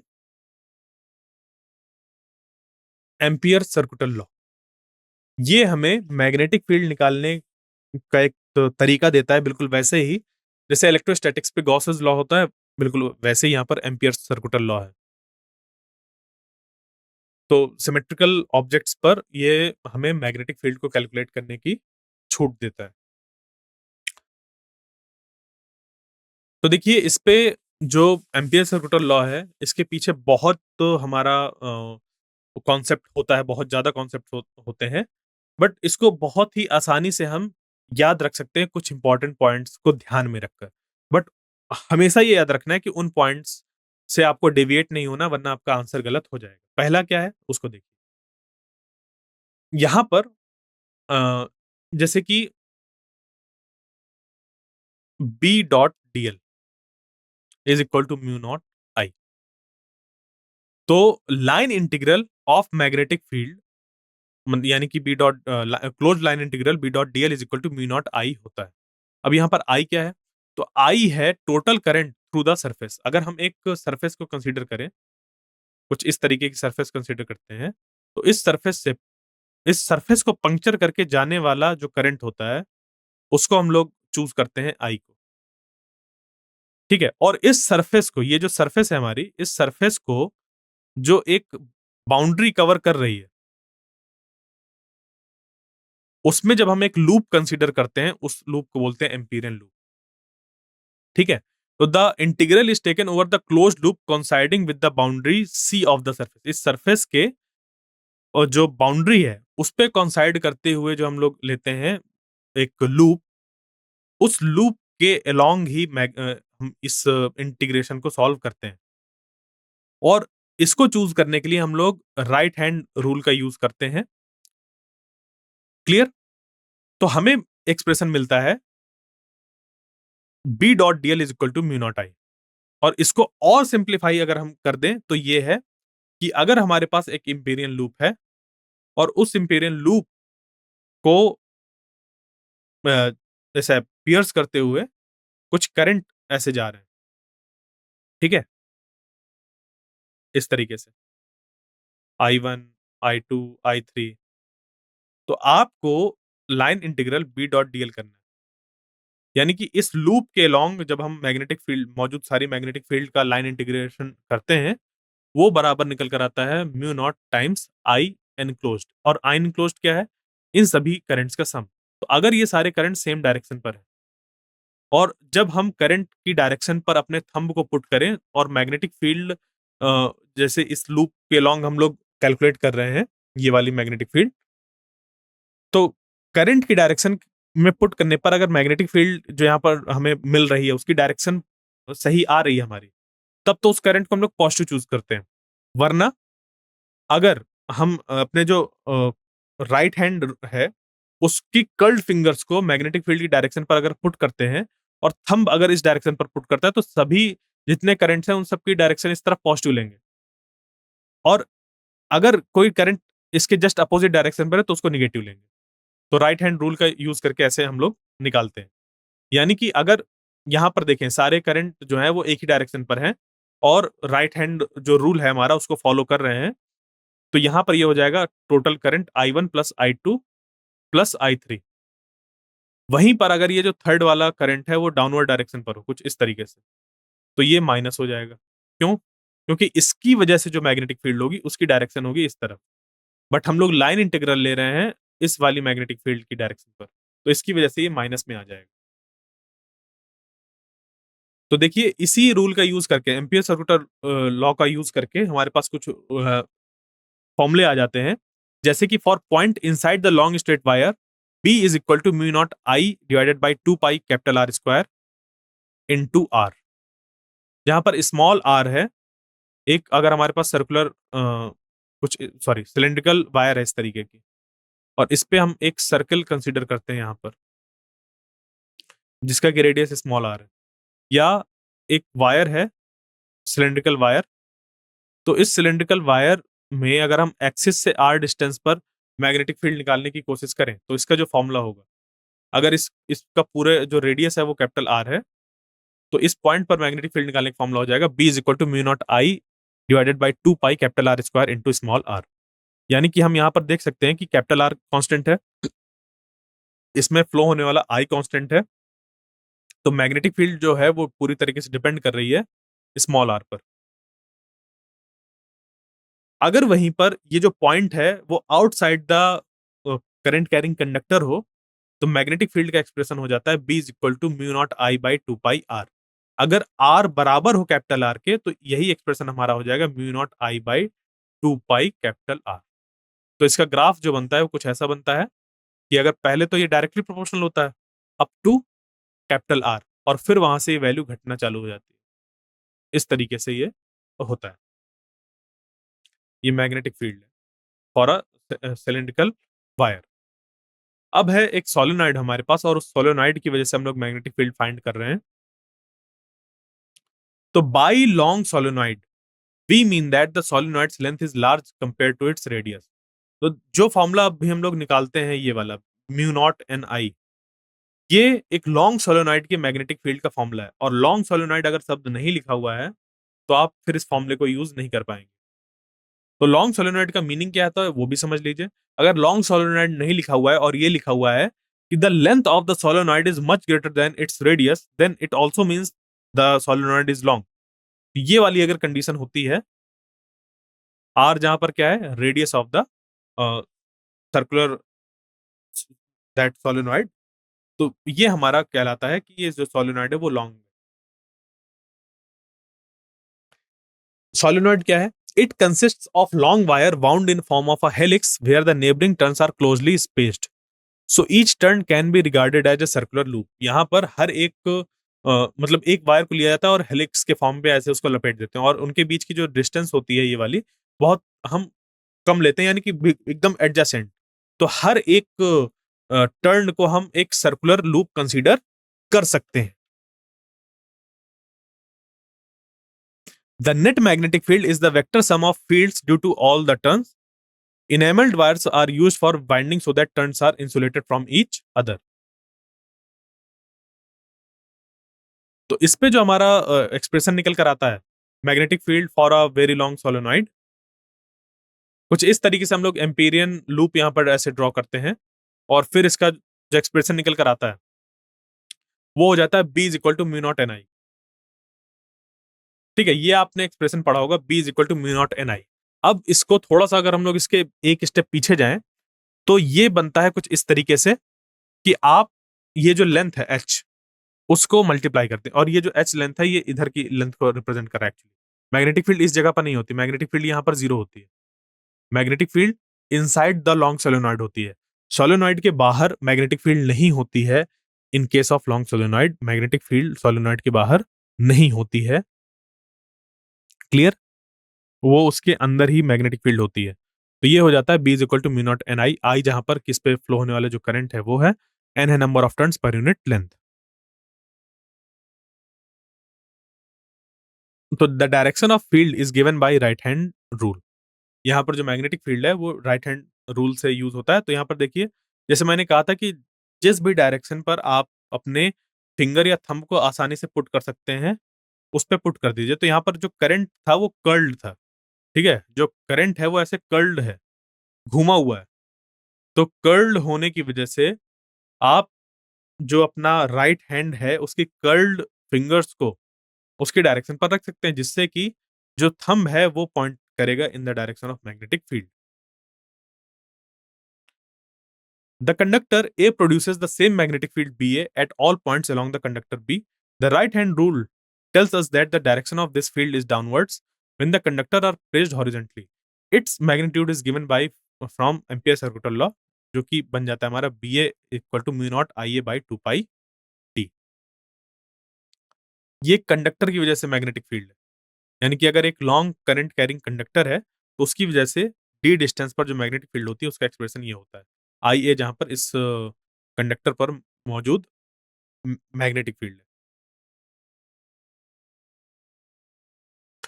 to long straight parallel conductors let us suppose हमारे पास है, एक इस तरीके से एक इस तरीके से। अब हम द एम्पियर, यानी कि एम्पियर जो है, जो यूनिट है एम्पियर, उसको डिफाइन करने वाले हैं। तो the two long straight parallel current carrying conductors अगर हमारे इस तरीके से हैं तो इस पे मैकेनिज्म क्या है वो जान लेते हैं, उसके बाद जो फॉर्मूला निकल कर आता है उसको समझेंगे।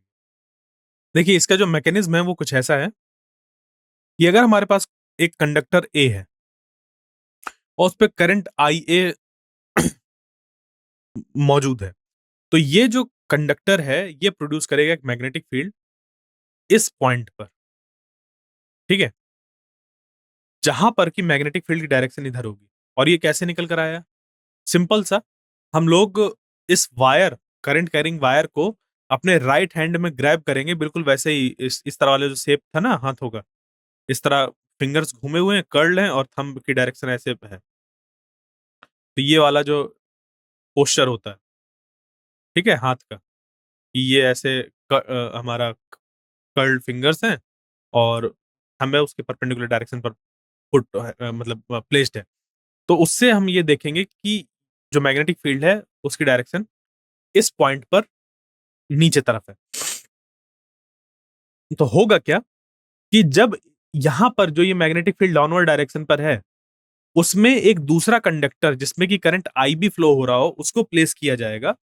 तो हम ये कह सकते हैं कि ये जो चीज फॉर्म हो रही है यहाँ पर अरेंजमेंट वो ऐसा है कि एक मैग्नेटिक फील्ड में हम करंट कैरिंग कंडक्टर को प्लेस कर रहे हैं, तो इस पे लगेगा एक फोर्स, और ये जो फोर्स होगा वो होगा ILB के बराबर। अब यहां पर एक चीज ध्यान देने वाली बात है कि इस कंडक्टर A की वजह से B पर जो मैग्नेटिक फील्ड है वो BA बराबर है हमारी म्यू नॉट IA/2πD। और जब इस पे हमने मतलब इस मैग्नेटिक फील्ड में कंडक्टर को पुट कर दिया जिसपे कि करंट IB है, और इसके एक छोटे से सेक्शन L लेंथ के सेक्शन को, वैसे ये दोनों जो कंडक्टर हैं वो इनफाइनाइट साइज के हैं, ठीक है, लॉन्ग करंट कैरिंग कंडक्टर है, बट उसपे से हमने एक छोटे से हिस्से को चूज किया अगर हम कि L लेंथ पर कितना फोर्स लगेगा, तो वो फोर्स हो जाए ILB। करंट कौन सा होगा यहाँ पर IB, और मैग्नेटिक फील्ड किसकी वजह से आ रही है, A की वजह से। तो ये एक्सप्रेशन बन जाता है यहाँ पर IB into L mu naught IA/2πD। तो इसको हम लोग बोल देते हैं force on a conductor B due to A। और इसी में जब हम दोनों तरफ L को डिवाइड करा देते हैं, यानी कि L से दोनों तरफ हम डिवीजन कर देते हैं, तो ये वाला L कैंसिल आउट हो जाता है, और ये एक्सप्रेशन हमारा बचता है force on conductor B with due to the magnetic field from A per unit length, यानी कि फोर्स पर यूनिट लेंथ ये निकल कर आता है। स्मॉल FBA लिखा हुआ है, ये फोर्स पर यूनिट लेंथ है। और यहां से फिर हमारा ये जो एक्सप्रेशन है म्यू नॉट IA/IB/2πD ये निकल कर आता है। तो देखिए वही है कि FBA निकल कर आ जाएगा IB LBA, IB आ गया, L आ गया, जो BA है वो है म्यू नॉट IA/2πD, जहां पर D दो कंडक्टर्स के बीच की डिस्टेंस थी। और यहां से जो हम देख पा रहे हैं कि अगर इसी तरीके से हम FAB भी निकालने की कोशिश करें, तो दोनों की जो डायरेक्शन है वो एक दूसरे के जस्ट अपोजिट होगी। जो कंडक्टर A है वो B को अपनी तरफ खींचेगा, और कंडक्टर जो B है वो A को अपनी तरफ खींचेगा, जब दोनों में करंट सेम डायरेक्शन पर हो।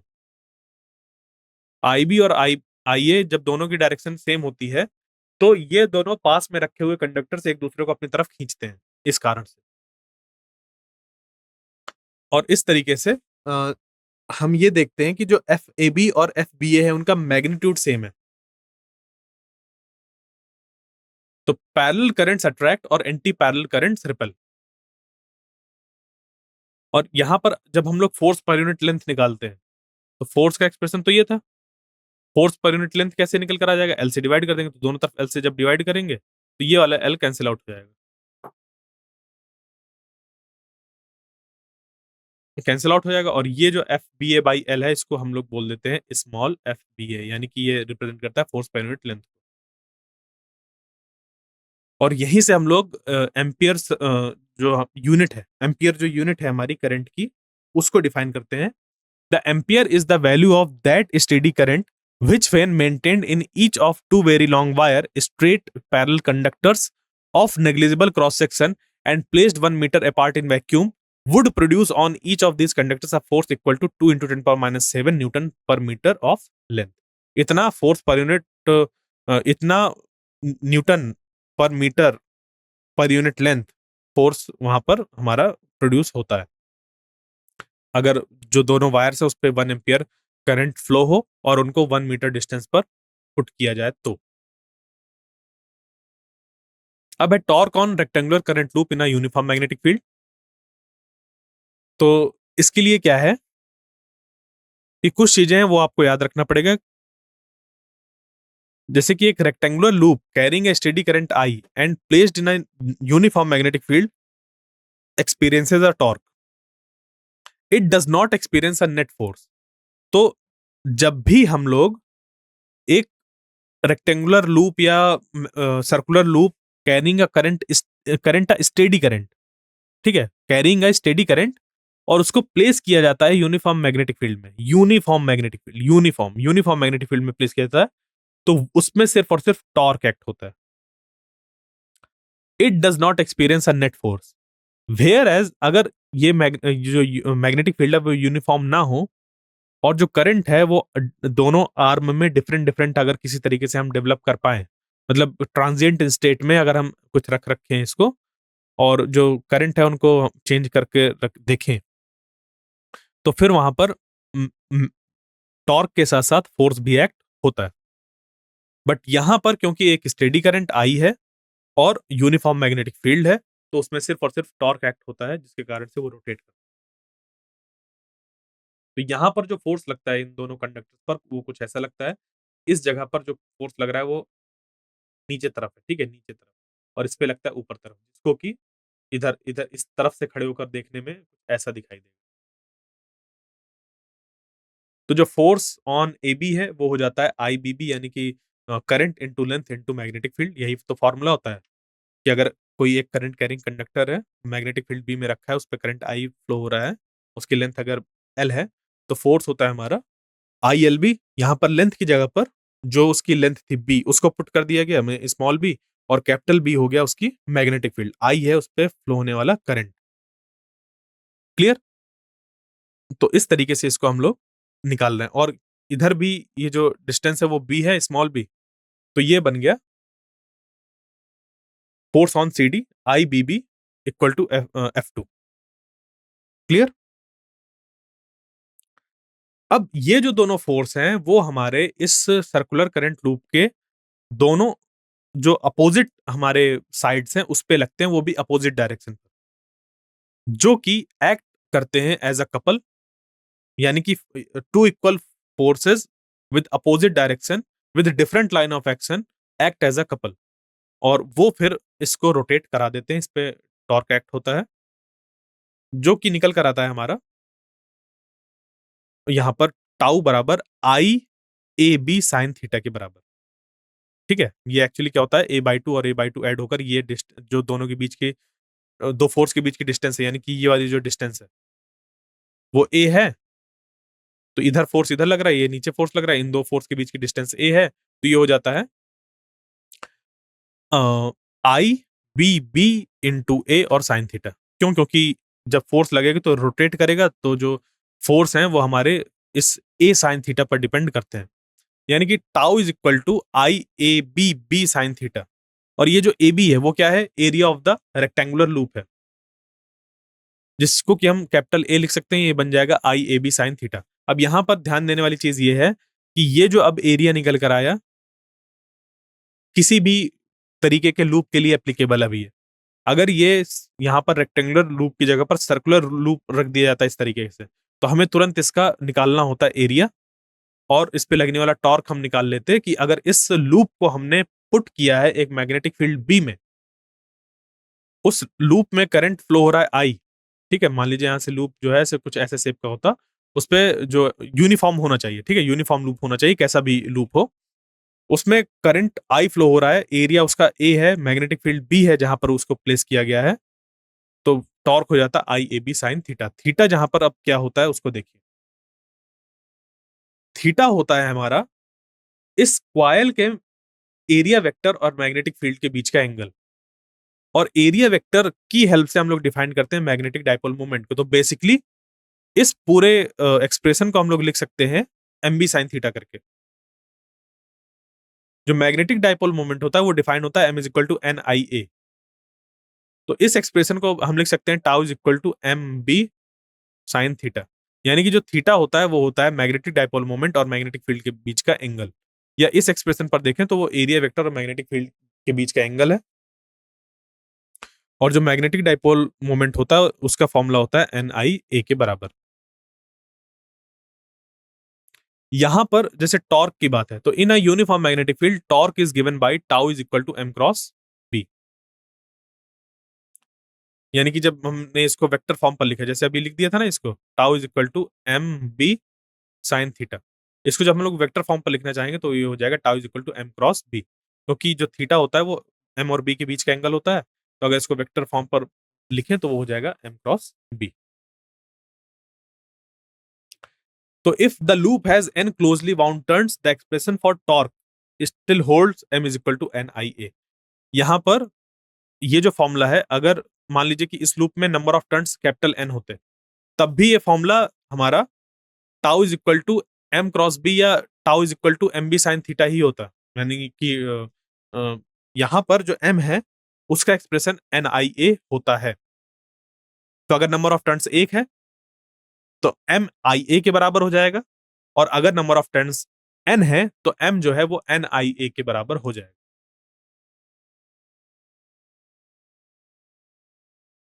अब देखिए circular current loop as a magnetic dipole. यहां पर अब बात हो रही है कि एक जो सर्कुलर करंट करंट लूप होता है वो बिहेव करता है एज अ मैग्नेटिक डाइपोल।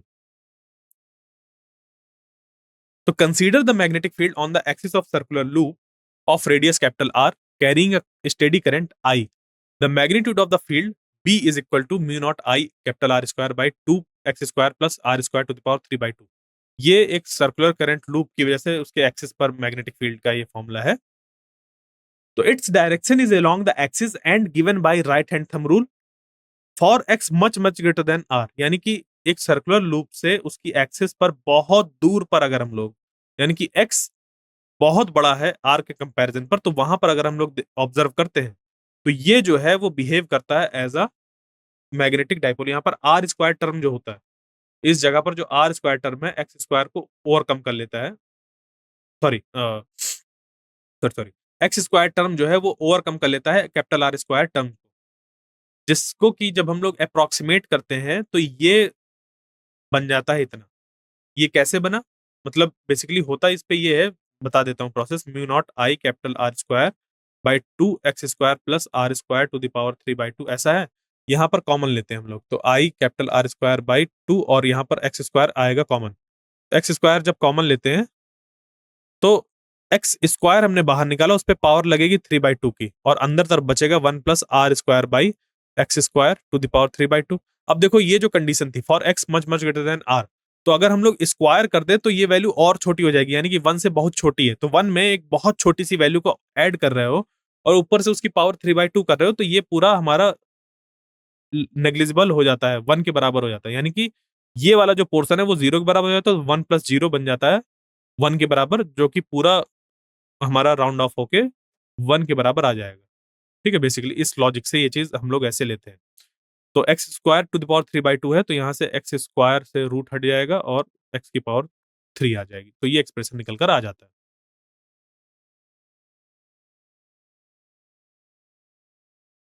यहाँ पर अगर हम ये देखें कि मैग्नेटिक मोमेंट हम लोग डिफाइन करते हैं एम बराबर आई ए, M is equal to I ए, यानी कि इस पे अगर हम लोग डिफाइन करने की सोचें तो क्या करना होगा।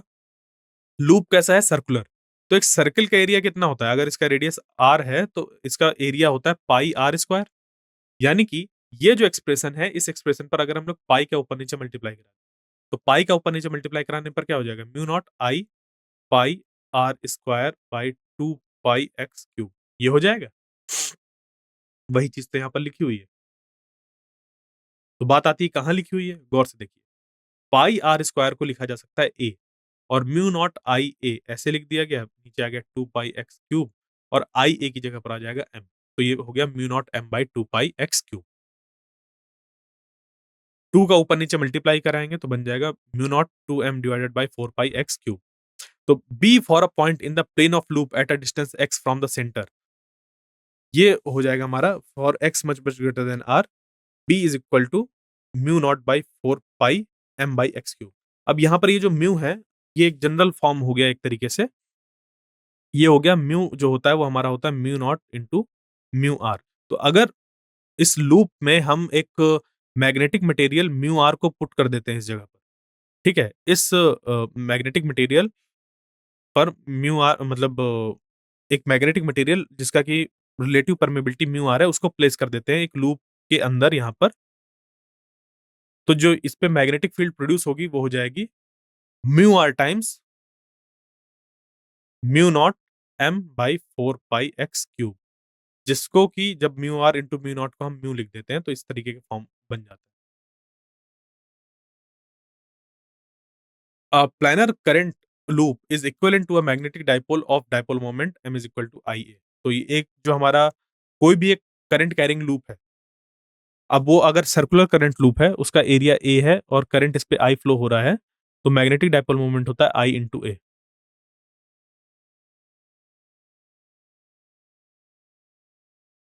अब बात आती है गैल्वेनोमीटर की। तो the galvanometer consist of a coil with many turns free to rotate about a fixed axis. There is a cylindrical soft iron core which not only makes the field radial but also increases the strength of the magnetic field. The deflection phi is indicated on the scale by a pointer attached to the spring. We have phi is equal to NAB by K into I.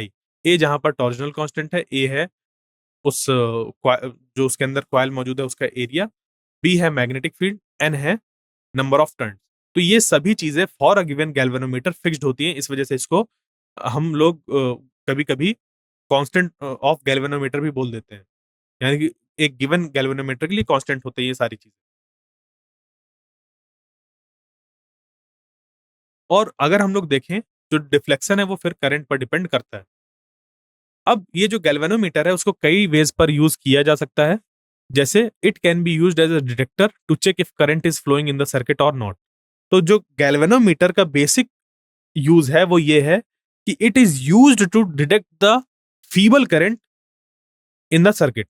अगर एक circuit में बहुत ही कम level का current flow हो रहा है तो वो उसको भी डिटेक्ट कर लेता है, क्योंकि galvanometer is a high sensitive device होती है। ठीक है। तो अब यहां पर क्या है कि कुछ इस तरीके का अरेंजमेंट होता है इसका गैल्वेनोमीटर का। ठीक है। तो यहां पर क्या होगा कि कुछ इस तरीके के हम लोग मैग्नेट्स को पुट करते हैं जो कि एक रेडियल मैग्नेटिक फील्ड जनरेट करते हैं, जिसके कारण से ये जो हमारी कॉइल है उस पे मैक्सिमम टॉर्क हमेशा एक्ट होता है। क्लियर। तो the moving coil galvanometer depending on the requirement, इसको हम दूसरे तरीके से भी यूज कर सकते हैं, जैसे कि एमीटर या वोल्ट मीटर। तो आखिर हम इसको कैसे यूज करते हैं आइए देखते हैं। अगर हम लोग एमीटर बनाने की सोचें कि एमीटर बनाना है हमें गैल्वेनोमीटर की हेल्प से, तो कैसे बना सकते हैं? Conversion of a galvanometer to an emitter by the introduction of a shunt resistance RS of very small value in parallel. तो अगर हमारे पास एक गैल्वेनोमीटर है और गैल्वेनोमीटर का खुद का एक रेजिस्टेंस होता है और ये रेजिस्टेंस काफी ज्यादा होता है, इतना ज्यादा होता है कि अगर हम इस गैल्वेनोमीटर को सीरीज में लगाकर करंट मेजर करने की कोशिश करेंगे तो ये सर्किट के करंट की वैल्यू को ही चेंज कर देगा। आप सोचिए जरा कि आपने अगर अपने बॉडी के टेम्परेचर के को मेजर करने के लिए थर्मोमीटर का यूज किया और उस थर्मोमीटर ने ही आपके शरीर के टेम्परेचर को चेंज कर दिया, तो थर्मोमीटर किस काम का? बात समझ पे आई? तो ऐसा ही कुछ है यहां पर गैल्वेनोमीटर, कि गैल्वेनोमीटर का काम, अगर हम ये चाह रहे हैं कि वो करंट को मेजर करे, बट वो करता क्या है कि उसके अंदर रेजिस्टेंस इतना इतना ज्यादा होता है कि जब उसको सीरीज में कनेक्ट करते हैं हम लोग तो हाई रेजिस्टेंस होने की वजह से वो सर्किट में मौजूद करंट की वैल्यू को ही घटा देता है। तो जो एक्चुअल वैल्यू है उस करंट पर जिसको कि हम मेजर करना चाह रहे थे वो मेजर नहीं कर पाते। तो इसके लिए हमें क्या करना होता है, गैल्वेनोमीटर के जस्ट बगल से एक लगाना, मतलब गैल्वेनोमीटर में ऐसे एक बहुत ही छोटी वैल्यू का रेजिस्टेंस लगाना होता है, ताकि जो करंट है हमारा उस सर्किट का वो इधर से पास होकर चला जाए, गैल्वेनोमीटर से पास होकर ना जाए, जिससे कि जो सर्किट में करंट एक्चुअल में है उसकी वैल्यू चेंज ना हो। तो the galvanometer can not as such be used as an ammeter to measure the value of current in a given circuit. इसके लिए दो रीजन होते हैं। पहला तो गैल्वेनोमीटर जो है वो बहुत सेंसिटिव डिवाइस होता है, ये फुल स्केल डिफ्लेक्शन शो कर देता है बहुत ही थोड़े से करंट के लिए। और दूसरी चीज इस पे ये होती है कि for measuring currents the galvanometer has to be connected in series, और इसके लार्ज रेजिस्टेंस होने की वजह से ये वैल्यू को, जो सर्किट के करंट की वैल्यू होती है उसको ही चेंज कर देता है। तो इन दोनों से बचने के लिए, इन दोनों प्रॉब्लम से बचने के लिए क्या किया जाता है कि यहां पर यूज किया जाता है एक शंट रेजिस्टेंस आरएस, बहुत ही स्मॉल वैल्यू का शंट रेजिस्टेंस होता है in parallel with the galvanometer coil. इसके पैरेलल पे हम लोग कनेक्ट कर देते हैं, इस गैल्वेनोमीटर के पैरेलल पे शंट रेजिस्टेंस को लगा देते हैं।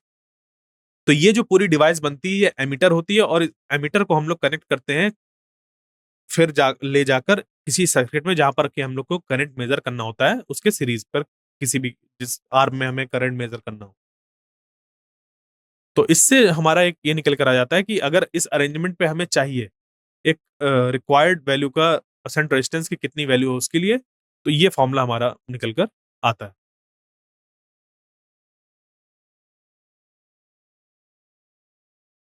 If Rs has a small value in relation to the resistance of the rest of the circuit RC, the effect of introducing the measuring instrument is also small and negligible. अब define करते हैं हम लोग current sensitivity of a galvanometer. तो current sensitivity हमारा define होता है deflection per unit current, जो कि बन जाता है NAB बाई के, एक कांस्टेंट के बराबर। यानी कि गैल्वेनोमीटर के अंदर मौजूद चीजों को अगर हम चेंज करें तभी करंट सेंसिटिविटी चेंज होगी, जैसे कि नंबर ऑफ टर्न्स को चेंज करने पर, या एरिया को, या मैग्नेटिक फील्ड के स्ट्रेंथ को, ठीक है, या के को चेंज करने पर जो करंट सेंसिटिविटी है वो चेंज हो सकती है। The galvanometer can also be used as a voltmeter to measure the voltage across a given section of the circuit. For this, it must be connected in parallel with that section of the circuit.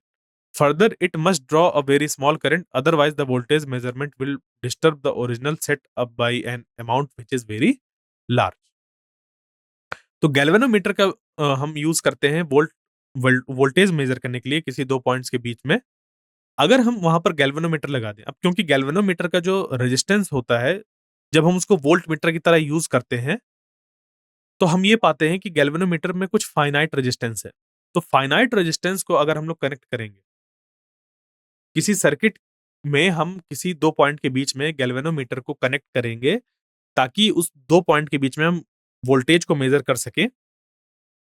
तो finite resistance के होने की वजह से galvanometer के अंदर से current pass होने लगेगा थोड़ा सा, जिससे कि जो हमारा उन दो पॉइंट के बीच में वोल्टेज है उसकी वैल्यू डिफरेंट हो जाएगी, चेंज हो जाएगी।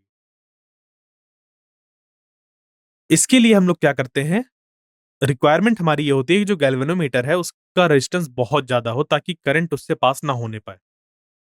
तो उसके लिए हम लोग क्या करते हैं, गैल्वेनोमीटर का जो रेजिस्टेंस होता है उसके साथ में एक हाई रेजिस्टेंस को जोड़ देते हैं। कुछ इस तरीके से कि गैल्वेनोमीटर है, उसका रेजिस्टेंस है, उसके रेजिस्टेंस में सीरीज में जोड़ दिया जाता है एक हमारा हाई रेजिस्टेंस की वैल्यू। तो ये जो अब पूरा सेटअप है ये बिहेव करता है एज अ वोल्ट मीटर, और इस वोल्ट मीटर को किसी सर्किट में किसी दो पॉइंट के बीच में हम ऐसे कनेक्ट कर देते हैं। मान लीजिए कि कोई एक डिवाइस है हमारा, ठीक है, मान लीजिए कि यहाँ पर बल्ब है और इस बल्ब के क्रॉस कितना वोल्टेज ड्रॉप हो रहा है ये चीज हम लोग निकाल रहे हैं, तो इन दो पॉइंट के बीच में इसको कनेक्ट कर देते हैं एज अ इन पैरेलल। यहाँ पर जैसे कि हमारा करंट सेंसिटिविटी डिफाइन होता है उसी तरीके से डिफाइंड होता है वोल्टेज सेंसिटिविटी, और वोल्टेज सेंसिटिविटी होता है फाई डिवाइडेड बाई वोल्टेज, यानी कि डिफ्लेक्शन पर यूनिट वोल्टेज, जो कि निकल कर आता है NAB बाई के इंटू आई बाई वी, और आई बाई वी होता है हमारा 1/R।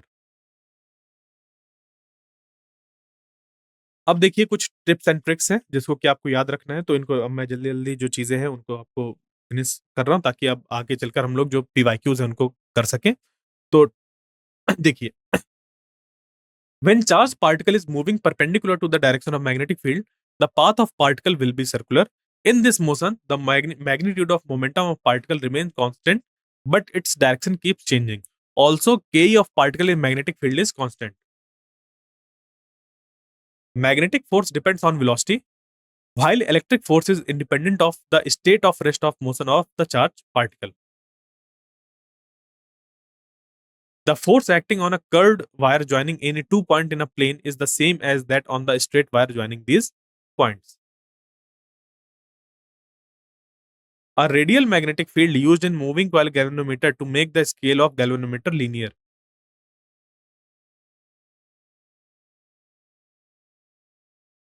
ये इंपॉर्टेंट पॉइंट है, इसको याद रखिएगा। Magnetic field inside a conductor अगर हम निकालते हैं तो बी होता है आर के प्रोपोर्शनल, यानी कि एक किसी कंडक्टर के अंदर, जैसे एक मान लीजिए एक कंडक्टर है हमारा और उस कंडक्टर के अंदर आप आर डिस्टेंस पर, उसकी एक्सिस से आर डिस्टेंस पर देख रहे हैं कि मैग्नेटिक फील्ड कितना होगा, तो वो होता है आर, मतलब जो मैग्नेटिक फील्ड है वो स्मॉल आर के प्रोपोर्शनल होता है। बाकी ये जो के लिखा हुआ है वो एक कांस्टेंट को रिप्रेजेंट कर रहा है, तो बी यहां पर निकल कर आ जाता है बी इक्वल टू के आर। वहीं पर अगर सरफेस के बाहर हम मैग्नेटिक फील्ड निकालते हैं, वो निकल कर आता है mu naught I by 2 pi are.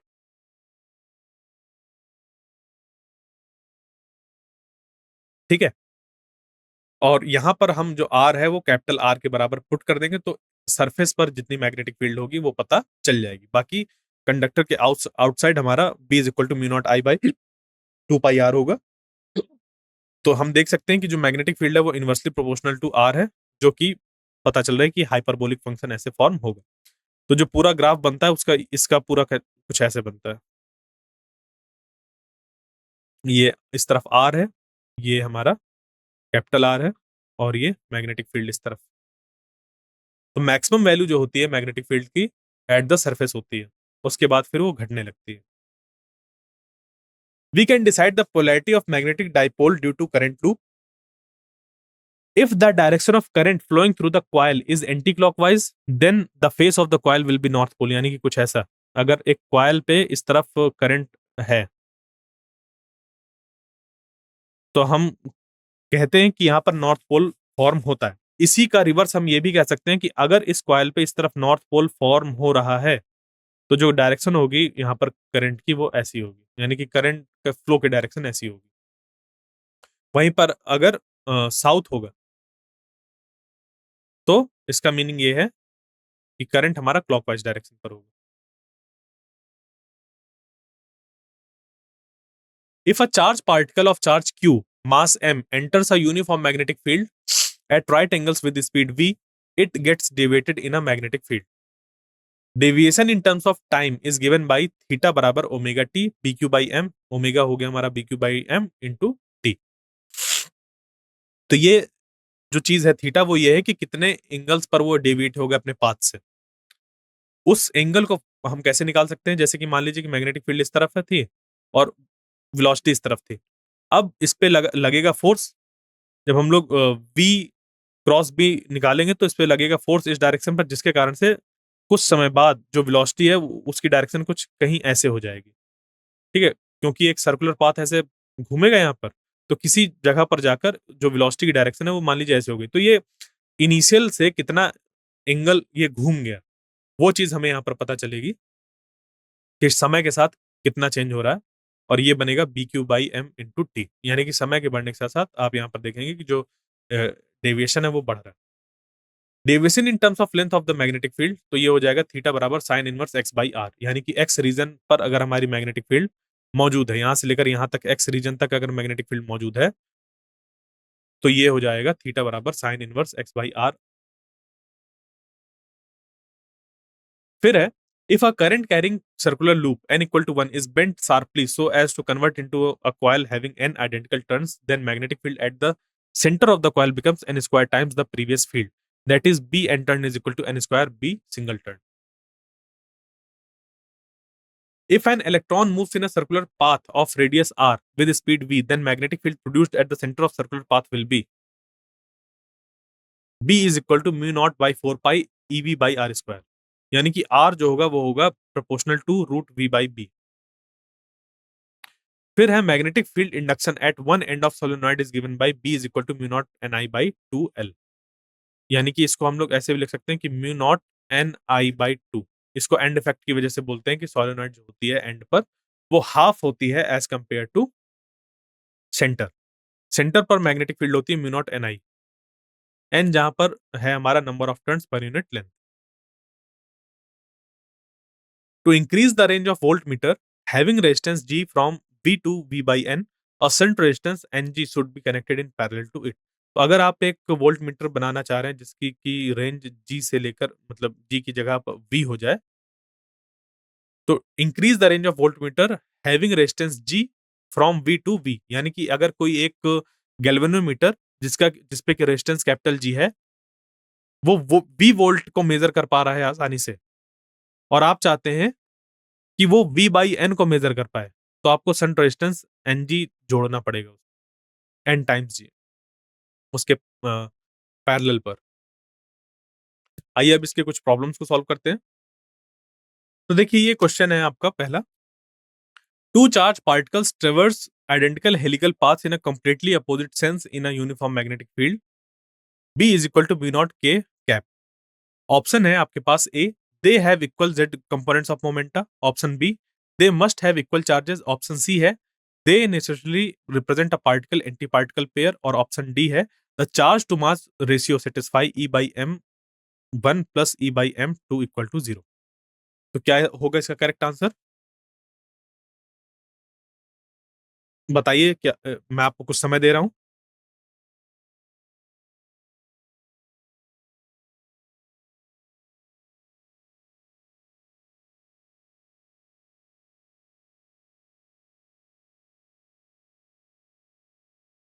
इसका करेक्ट आंसर है D, the charge to mass ratio satisfy E by M one plus M E by M two equal to zero. तो अगर दो चार्ज पार्टिकल्स हैं वो आइडेंटिकल हेलिकल पाथ ट्रेवल कर रहे हैं बट जस्ट अपोजिट सेंस पे,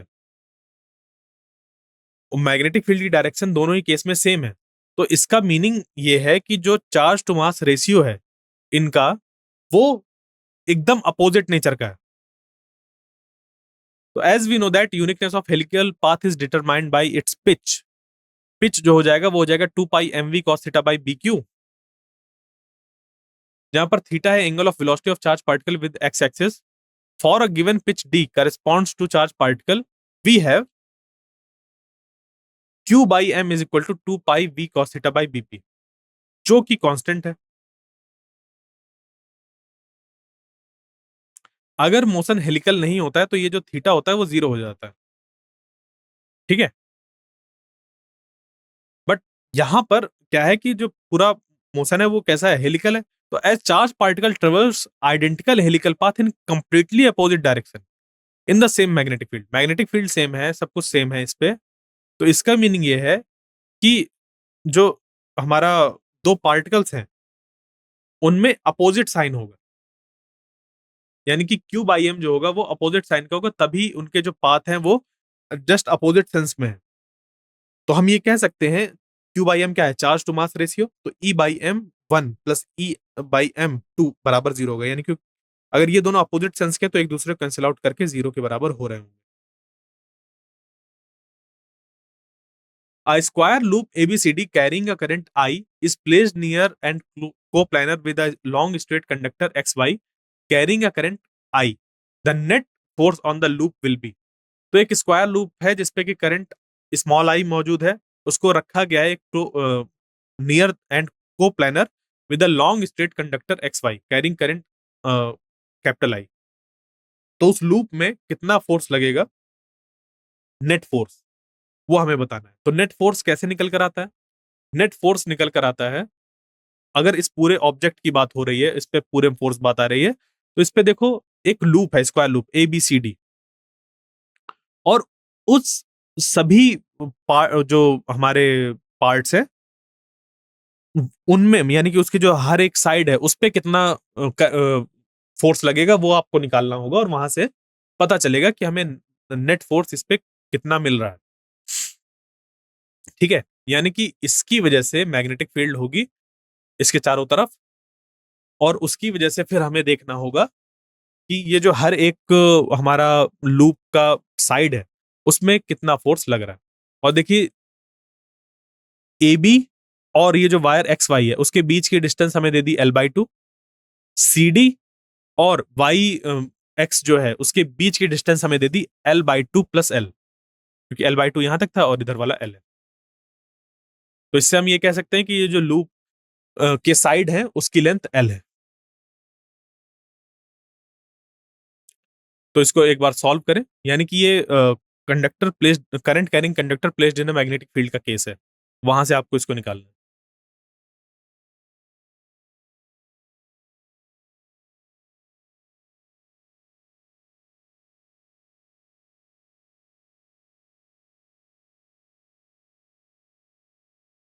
इसका करेक्ट आंसर होगा ए, 2 mu naught I I by 3 पाई। कैसे निकालेंगे? यहां पर अगर हम लोग गौर से देखें तो ये जो एक्स वाई हमारे पास ये वायर है, ये मैग्नेटिक फील्ड प्रोड्यूस करेगी। तो L बाई 2 डिस्टेंस पर इसकी वजह से कुछ मैग्नेटिक फील्ड होगी और L by 2 plus L distance पर कुछ मैग्नेटिक फील्ड होगी। उसी तरीके से ये जो वायर है यहां पर भी होगी। बट अगर हम लोग गौर से देखें तो इस वायर की वजह से जो मैग्नेटिक फील्ड यहां पर होगी वो कैसी होगी? Into the plane of paper. ठीक है, कैसी होगी? Into the plane of paper. यहां पर भी into the plane of paper, यहां पर भी into the plane of paper, यहां पर भी into the plane of paper, यहां पर भी into the plane of paper, यहां पर भी into the plane of paper. तो यहां पर अगर हम लोग देखें AB के लिए, AB में फोर्स किस तरफ लगेगा? AB में फोर्स जो लगेगा वो देखिए करंट की डायरेक्शन है अपवर्ड डायरेक्शन। तो ILB और जिस तरफ करंट की डायरेक्शन होती है उसी तरफ हम लोग L की डायरेक्शन लेते हैं, यानी कि L क्रॉस B जब हम लोग करेंगे यहां पर तो L क्रॉस B करने पर जो फोर्स की डायरेक्शन है, यानी कि आप राइट हैंड का यूज करके जब फोर्स की डायरेक्शन निकालेंगे तो वो इस तरफ निकल कर आएगा, यानी कि फोर्स ऑन AB। वहीं पर जब आप फोर्स निकालने की कोशिश करेंगे इस वायर इस पे इधर BC पर, तो ये फोर्स निकल कर आएगा अपवर्ड डायरेक्शन पर, मतलब इस डायरेक्शन पर ये जो बनी हुई है FAC, और इसी तरीके से CD पर निकल कर आएगा राइट हैंड साइड की तरफ, और AD पर निकल कर आएगा डाउनवर्ड तरफ। तो इस तरीके से हमने देखा कि जो ये लूप है उस पे सब में अपोजिट डायरेक्शन पर फोर्स लग रहा है। तो हमें क्या बताना था? The net force on the loop. अब होगा क्या यहां पर कि अगर इधर पे छोटा सा एक एलिमेंट माने तो इस छोटे से एलिमेंट की वजह से इस डायरेक्शन पर जितना फोर्स होगा उतने ही एलिमेंट की वजह से इस डायरेक्शन पर फोर्स होगा। तो जितना इधर होगा उतना इधर होगा, जितना इधर उतना इधर, जितना इधर उतना इधर उतना।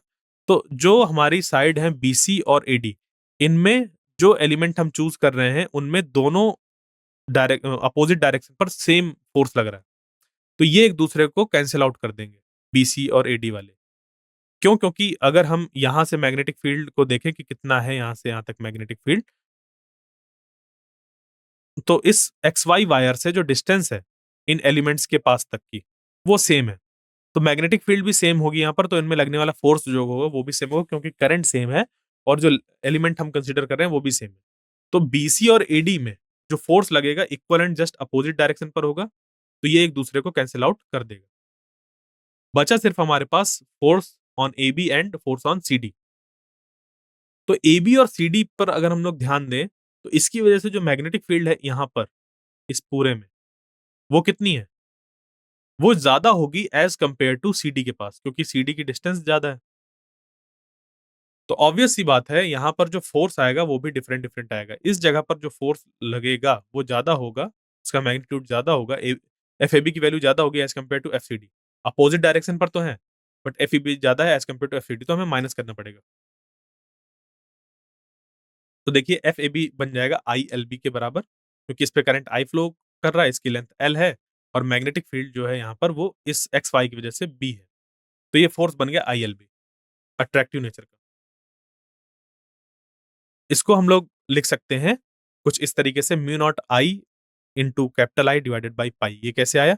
जो मैग्नेटिक फील्ड है वो मैग्नेटिक फील्ड हो जाएगी हमारी, ये वायर है जिस जो कि करंट सोर्स है और इस करंट सोर्स की वजह से मैग्नेटिक फील्ड जनरेट हो रही है, तो ये बन जाएगा mu naught I divided by 2 pi T.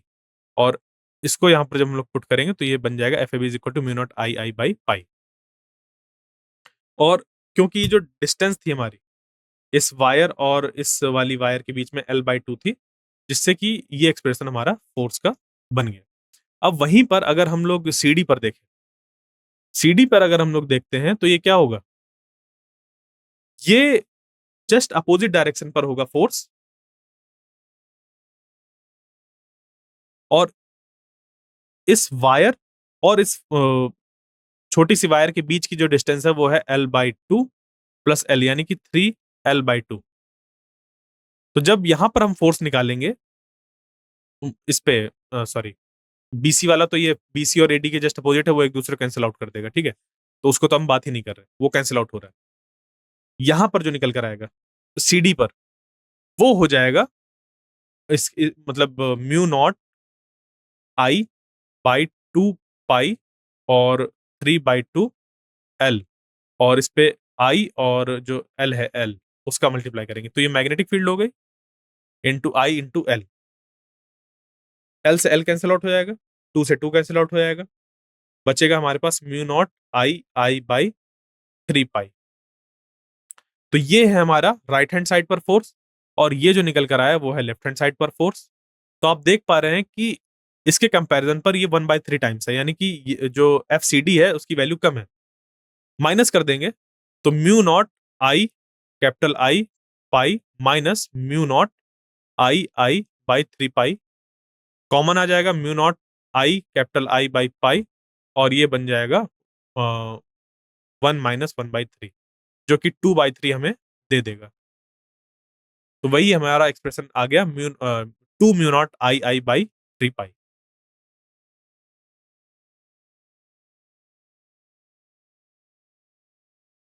इस क्वेश्चन को देखिए, a 250 ton rectangular coil of length 2.1 centimeter and width 1.25 centimeter carries a current 85 microampere and subjected to magnetic field of strength 0.85 Tesla.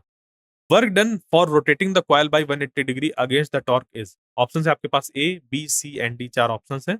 क्या होगा इसका करेक्ट आंसर, एक बार try करें उसके बाद फिर हम इसको सॉल्व कराएंगे।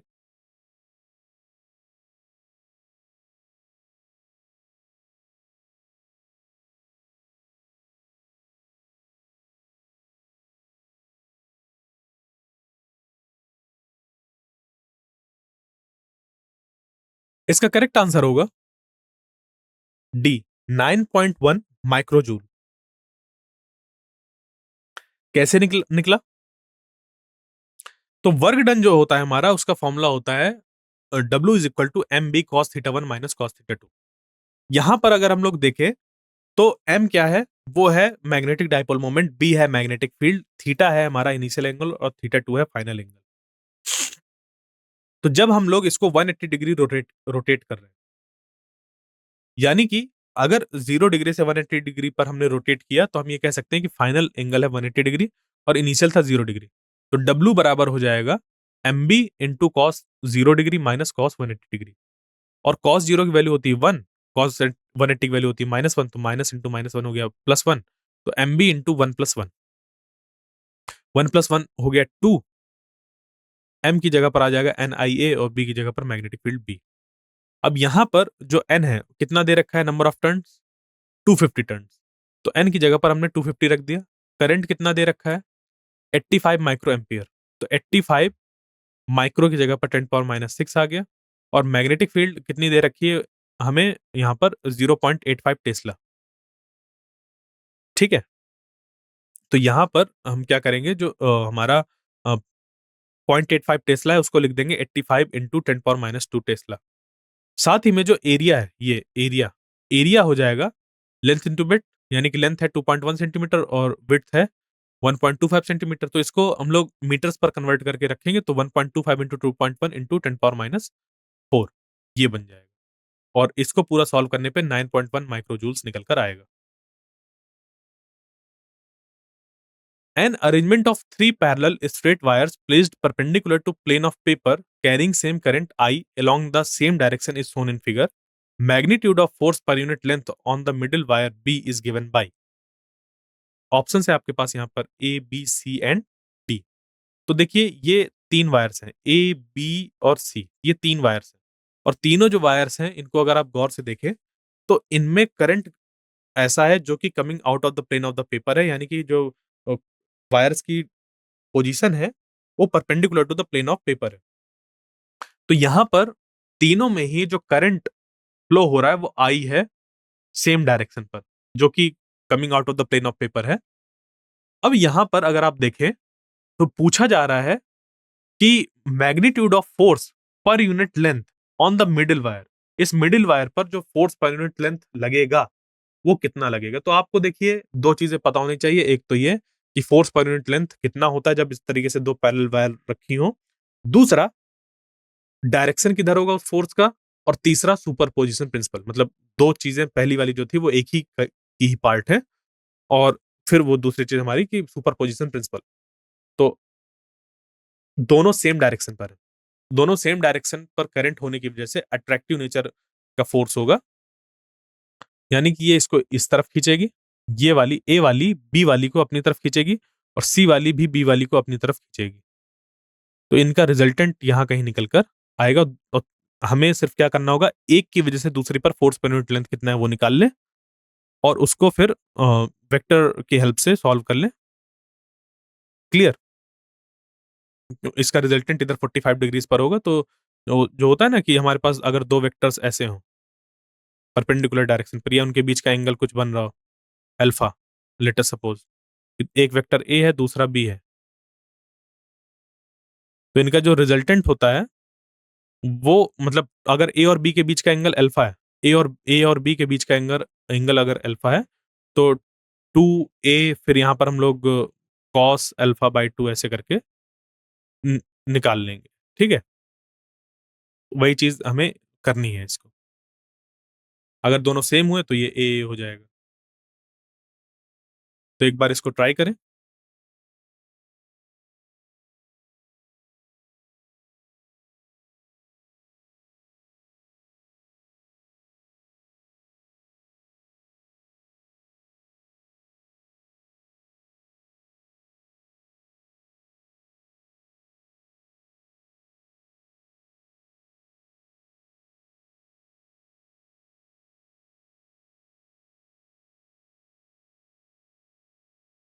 इसका करेक्ट आंसर है C, mu naught I square by root 2 pi D.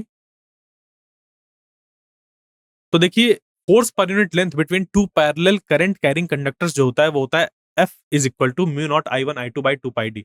ये फोर्स पर यूनिट लेंथ को रिप्रेजेंट कर रहा है, यहाँ पर जो एफ लिखा हुआ है ये फोर्स पर यूनिट लेंथ को रिप्रेजेंट कर रहा है और ये इसका एक्सप्रेशन है जहां पर आई वन आई टू दो वायर्स पर फ्लो होने वाला करंट है और डी उनके बीच की परपेंडिकुलर डिस्टेंस है।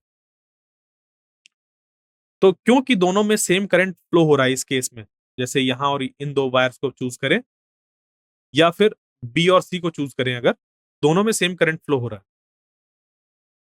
तो आई वन बराबर आई टू बराबर आई ले लेंगे, जिससे कि एफ वन टू अगर हम देखें यानी कि इसकी वजह से जो फोर्स आ रहा है वो हो जाएगा mu naught I square by two pi D, जो कि दूसरे वाले की वजह से जो फोर्स लग रहा है वो उसके बराबर होगा। कुछ इस तरीके से फोर्स लगेगा, एफ वन मान लीजिए इसको मान लीजिए और एफ टू मान लिया इसकी इसकी वजह से। तो बस अब हमें क्या करना है, इसको इसका रिजल्टेंट निकाल लेना है। रिजल्टेंट क्योंकि दोनों के बीच का एंगल 90 डिग्री है तो डायरेक्ट रिजल्टेंट ऐसे निकल कर आता है F net is equal to under root F one square plus F two square, जो कि बन जाएगा mu naught I square by root two pi D. ठीक है, यहां पर ये जो बनेगा वो बनेगा mu naught I square by root two pi D. ये पाई जो है वो रूट के बाहर है। ठीक है, ये जो पाई है वो रूट के बाहर है, बस इतना थोड़ा सा ध्यान रखना है इसको।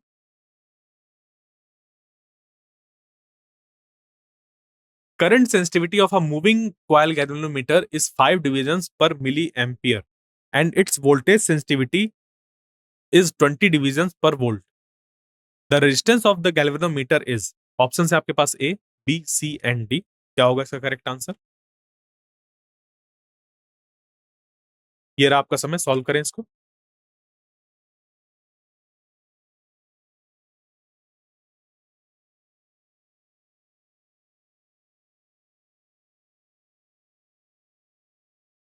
इसका करेक्ट आंसर है डी 250 ओम्स। कैसे करेंगे इसको? तो current sensitivity of moving coil galvanometer जो होता है वो होता है I S is equal to NBA by C, और यहां पर जो जैसे कि वोल्टेज सेंसिटिविटी है गैल्वेनोमीटर का तो वो होता है V S is equal to NBA by C R G. अब देखिए यहाँ पर सी क्या है, एक कांस्टेंट है, ये टॉर्जनल कांस्टेंट इसको बोल सकते हैं आप, और यहाँ पर भी वैसे ही जो सी है वो भी ये टॉर्जनल कांस्टेंट है, वो जो के था छोटा सा एनबीए बाई के, तो यहाँ पर उसी के की बात हो रही है, टॉर्जनल कांस्टेंट की बात हो रही है, और यहाँ पर आई एस लिख दिया है करंट सेंसिटिविटी, और इसका मीनिंग ये है I I sorry phi divided by I. ये जो आई एस लिखा हुआ है इसका मीनिंग है फाई बाई आई, और ये जो वी एस लिखा हुआ है इसका मीनिंग ये है फाई बाई वी।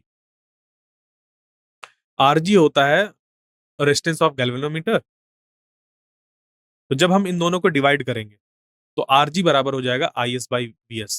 ये फॉर्मूला याद रखिए, जिससे कि बन गया 5 डिवाइडेड बाई 20 इंटू 10⁻³ यानी कि 5000 डिवाइडेड बाई 20, जो कि हो गया 250 ohms.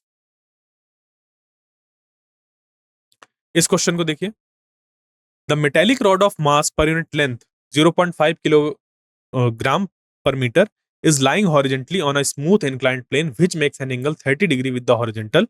The rod is now allowed to slide down by flowing a current through it when a magnetic field of induction is 0.25 Tesla is acting on it in the vertical direction. The current flowing in the rod to keep it stationary is basically यहाँ पर जो gravitational pull है और जो हमारा magnetic force है वो balance out होगा। तो कैसे इसको करना है एक बार ट्राई करें, उसके बाद फिर हम इसको एक्सप्लेन करेंगे। देखिए इस पे ऑप्शंस भी हैं A, B, C and D, 4 options.